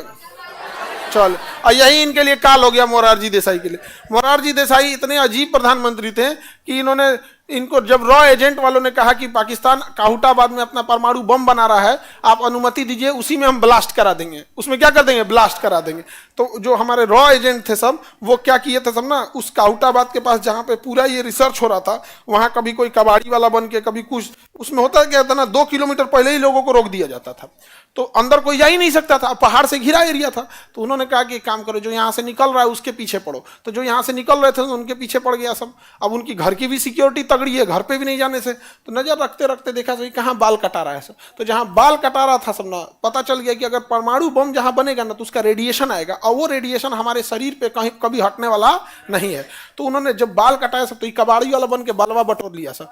अब बाल का सैंपल भेजा सब इंडिया, और जब चेक हुआ तो कहा कि इसमें कुछ बाल में रेडिएशन है। तो समझिए गया था कि यही आदमी इधर से निकल रहा है, घर में बाल कटाने गया और बाल में रेडिएशन मिला, मतलब यही है। तो कंफर्म हो गया। उसके बाद धीरे धीरे जब सारा चीज कंफर्म हो गया तो उसमें ये लोग किसी किसी से वो सब कर लिए यहाँ पे। अब कुछ खाना पहुंचाने वाला कैंटीन वाला आ गया सब, यहाँ खाना पहुंचे। तो इन लोगों ने कहा कि ठीक है, खाना पहुंचाने वाला कैंटीन है, इसी टिफिनवा में लेते जाएंगे, एक बढ़िया से एक टिफिन में डेली खाना देंगे। एक दिन खाना की जगह कुछ ब्लास्ट वाला ऑडियक्स रख देंगे, उड़ जाएगा, पूरा प्लांटे उड़ जाएगा। तो इन्होंने भेजा प्रधानमंत्री को, मोरारजी देसाई को, कि भाई इतना बड़ा ही मिशन है, 2 देश लड़ जाएंगे, आपको पहले बता देते हैं और आप परमिशन दे दीजिए और कुछ पैसा अलॉट कर दीजिए, क्योंकि बड़े काम के लिए किसी को बड़ा पैसा देना पड़ेगा यहाँ पे। तो कह रहे हैं मोरारजी देसाई, तो गलत बात है जी, ये तो गलत बात है। फोन लगा, फोन लगा, फोन लगाई तुझे, फोन लगाई, फोन लगा दिए जानते हो पाकिस्तान के प्रधानमंत्री को, और कह रहे हमको सब पता है आपका हुटाबाद में क्या कर रहे हैं, रॉ ने मुझे सब बता दिया है, आप परमाणु बम बना रहे हैं। चलिए, लेकिन ये तो गलत बात है, उस अगर फोन रख दिए। पाकिस्तान का प्रधानमंत्री कहा अपने आईएसआई लेकिन कौन है रे, कैसे पता चल गया इनको, पता करो। अब रॉ वालों के पीछे पड़ गए आईएसआई वाले कि कौन इस एरिया में घूम रहा है। जो जो घूम रहा था पकड़ पकड़ के तड़पा तड़पा के मारा सब, उन सबको उंगली काट काट के 10-10 साल में मारा सब, चमड़ा उधेड़ दिया सब।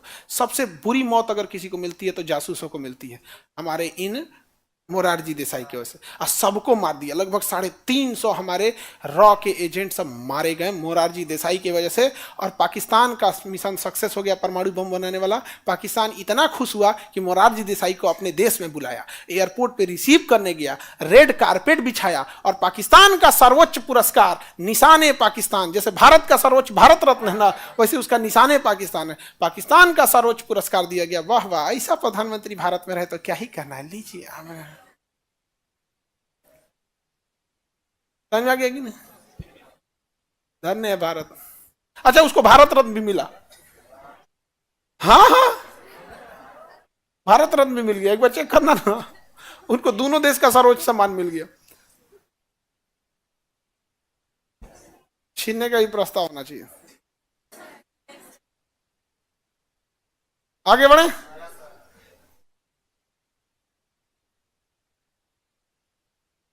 भारत रत्न के लिए इंदिरा गांधी का जबरदस्त विरोध किए थे। तो राजनीति में क्या होता है ना, आप सही है या गलत उससे मतलब नहीं है, मेरे दुश्मन का दुश्मन मेरा दोस्त, बस यही हो जाता है भारत में ना। आप मतलब क्या बताया जाए, इंदिरा गांधी बस रह जाती ना, इंदिरा गांधी रह जाती तो आज पाकिस्तान रहता ही नहीं।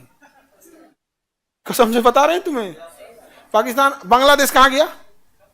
पूर्वी पाकिस्तान था ना, पाकिस्तान उड़ता था, ऐसे बोलता था। अभी तो आप लोग 1975 में 71 से पहले पाकिस्तान कहता था दोनों ओर से बर्बाद कर देंगे, जैसे इधर से कहता है परमाणु बम चलाएंगे, एक और है तो कैसे, दोनों ओर से, एक और पाकिस्तान एक और पूर्वी पाकिस्तान। इंदिरा गांधी मारी पूर्वी पाकिस्तान का धज्जी उड़ा दी, कह दी अभी दूसरा देश रहेगा बांग्लादेश।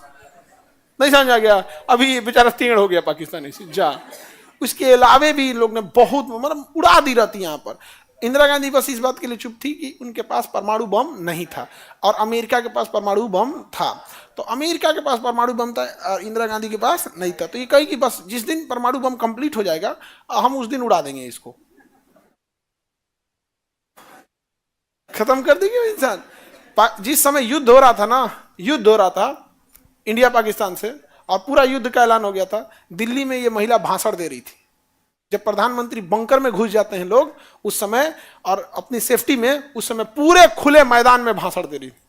लोगों ने पूछा कि आपको डर नहीं लगा, युद्ध का मैदान है। उस समय रडार वडार भी इतना एडवांस नहीं थे। तो कहा कि मुझे अपने भारतीय सेना पर भरोसा है। सोचिए, एक प्रधानमंत्री जब श्रेय, इतना बड़ा श्रेय अपनी सेना को देगा तो सेना का मनोबल कितना जबरदस्त होगा। अब अगर वही प्रधानमंत्री कहने लगे कि हमको अपने पे भरोसा है, हो गया। ये सर्जिकल स्ट्राइक हुआ, श्रेय किसका था? आर्मी का। आर्मी का होना चाहिए यहाँ पे। एक तो गुमनामी में जो सर्जिकल स्ट्राइक की, उनका नाम हम नहीं आता, उस पर श्रेय ले लो। तो खतरनाक लेडी थी। आयरन लेडी क्यों कहा जाता है? बहुत खतरनाक। तो पाकिस्तान के साथ रहता ही नहीं, पाक कर दी रहती। पाकिस्तान को क्या कर देती? पाक। और आप लोग के बैच में भी एक बैच रहता है कि इसके बाद एक काम करो, एक पाकिस्तानी सबका बैच चलेगा, उस समय कोई बैच नहीं रहेगा। उस बैच के आगे पीछे 1 घंटा का गैप रहेगा। अरे पगला सब, कहीं भीड़ में कचरा गया तो बम में मार देगा सब।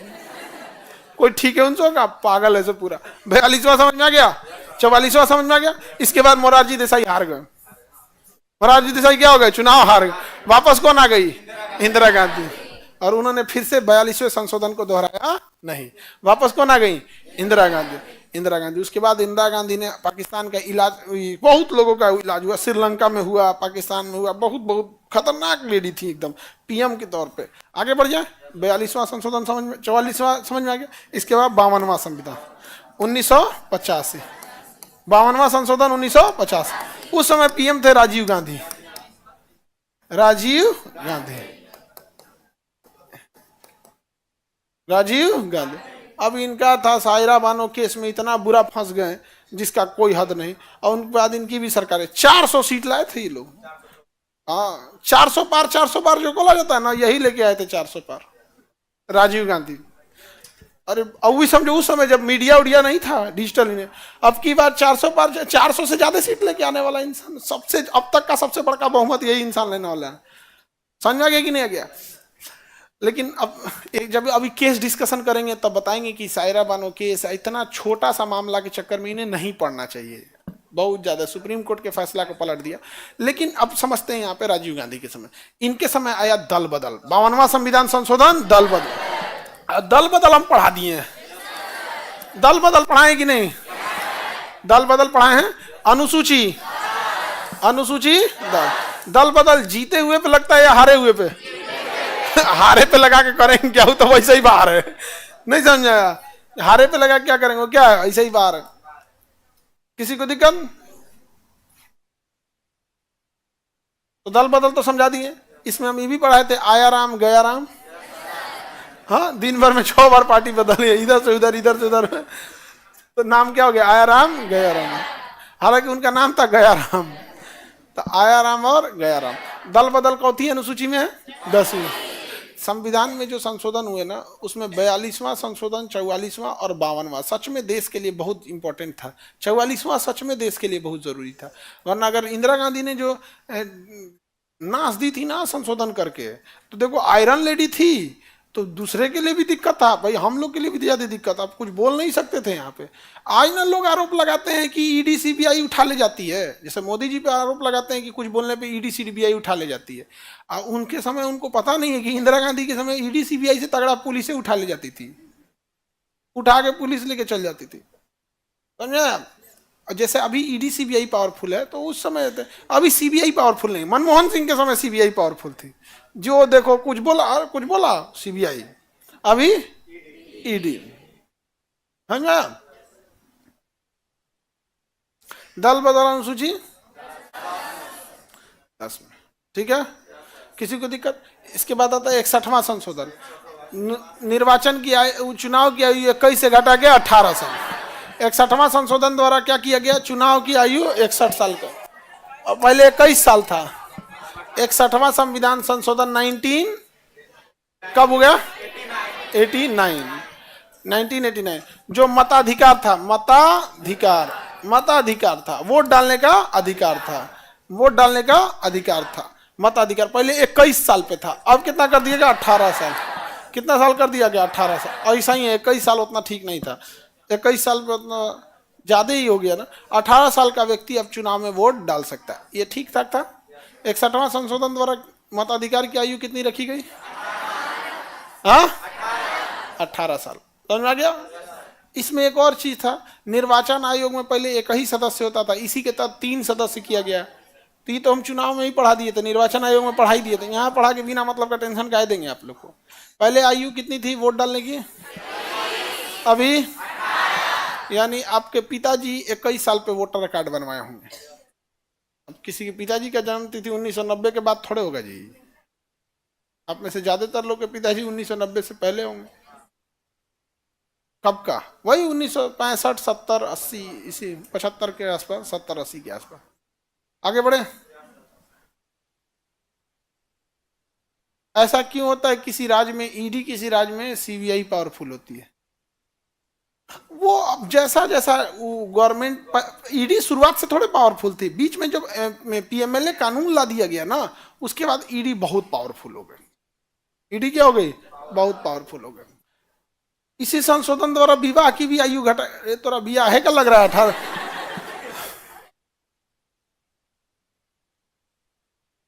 विवाह के लिए वो तो नियम बनाना है, उसके संशोधन की क्या जरूरत है? जैसे नोट बदलना है तो संशोधन की क्या जरूरत है? तो प्रक्रिया है, उसके लिए क्या जरूरत है ये सब करने? अभी कितना साल कर दिया गया? 21 साल। लड़की की आयु कितनी होनी चाहिए? 21 साल। लेकिन दिक्कत क्या है पता है? आज भी कोई 15 साल की लड़की शादी कर दे तो सजा का प्रावधान नहीं है। तो ये नियम का मतलब क्या कि उल्लंघन करने पे सजा नहीं है। कोई मतलब ही नहीं बनता है। जब अभी ऑलरेडी 18 साल है, लड़की की आयु 18 साल होना चाहिए, तो भारत में लगभग 34% शादियां लड़कियों की 18 साल से पहले हो जा रही है।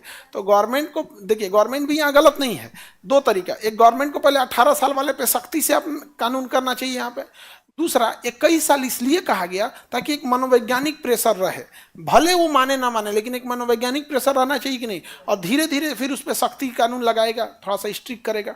18 साल से 21 साल तक से पहले अगर कर देते हैं तो बेचारा मेरे लड़की सबको पढ़ने ही नहीं दिया जाता है। और लड़कों सबका एक यही उद्देश्य ही होता है कि भाई पहले पुरुषों ने कैसे कब्जा किया, ऐसे ही ना कि छोटी लड़की से विवाह कर लो उम्र में, और उसको ना नौकरी करने दो, पढ़ने दो, ऑलरेडी आपके अंडर में रहेगी। अब पुरुष, अब पहले जो ऑर्थोडॉक्स थिंकिंग वाले पुरुष थे उनकी मेंटेलिटी क्या थी, घुसिया के जाइए कहाँ, है कि नहीं। और उसके बाद से क्या चीज, अरे भाई ये तो नॉर्मल सी बात है कि अगर कोई कानून अगर इस कल्चर को लेके बनेगा तो कल्चरल डाइवर्स उसको तो फर्क पड़ेगा ही पड़ेगा। देखिए बैठ जाइए, आप समझिए, इनका क्वेश्चन है कि कुछ कानून से कल्चरल प्रभाव पड़ता है कि नहीं। तो कुछ ऐसी जनजातियां हैं जिनमें अभी भी विवाह बहुत पहले हो जाता है, तो जनजातियों के लिए कानूनी व्यवस्था अलग है। आप जो राजस्थान की जो बात बता रहे हैं वो कंप्लीट राजस्थान का कल्चर नहीं है। कुछ विशेष जातियां हैं जहां पे विवाह बहुत पहले हो जाता है, आप समझ रहे हैं। और इतना बड़ा विविधता वाला देश है भारत, अचानक से आप चाबुक के दम पे किसी चीज को नहीं ठीक कर सकते, वरना अभी कोई एगो नेता उभरेगा, ये गलत हो रहा है, ये गलत हो रहा है, बर्बाद कर देगा। समझ आ गया कि नहीं आ गया। तो एक अचानक से चेंजिंग नहीं हो सकती। गवर्नमेंट कोशिश करती है, जो प्रशासनिक सुधार है वो भी कोशिश करता है, और इसमें एक और दायित्व बनता है कि हम एज ए समाज का हिस्सा हम लोग स्वयं इस चीज को समझें, और गवर्नमेंट को कानून लाना ही ना पड़ता इस मामले में कि लड़कियों की पढ़ाई के लिए एटलीस्ट उनका विवाह इतना पहले क्या जरूरत है कर देने की।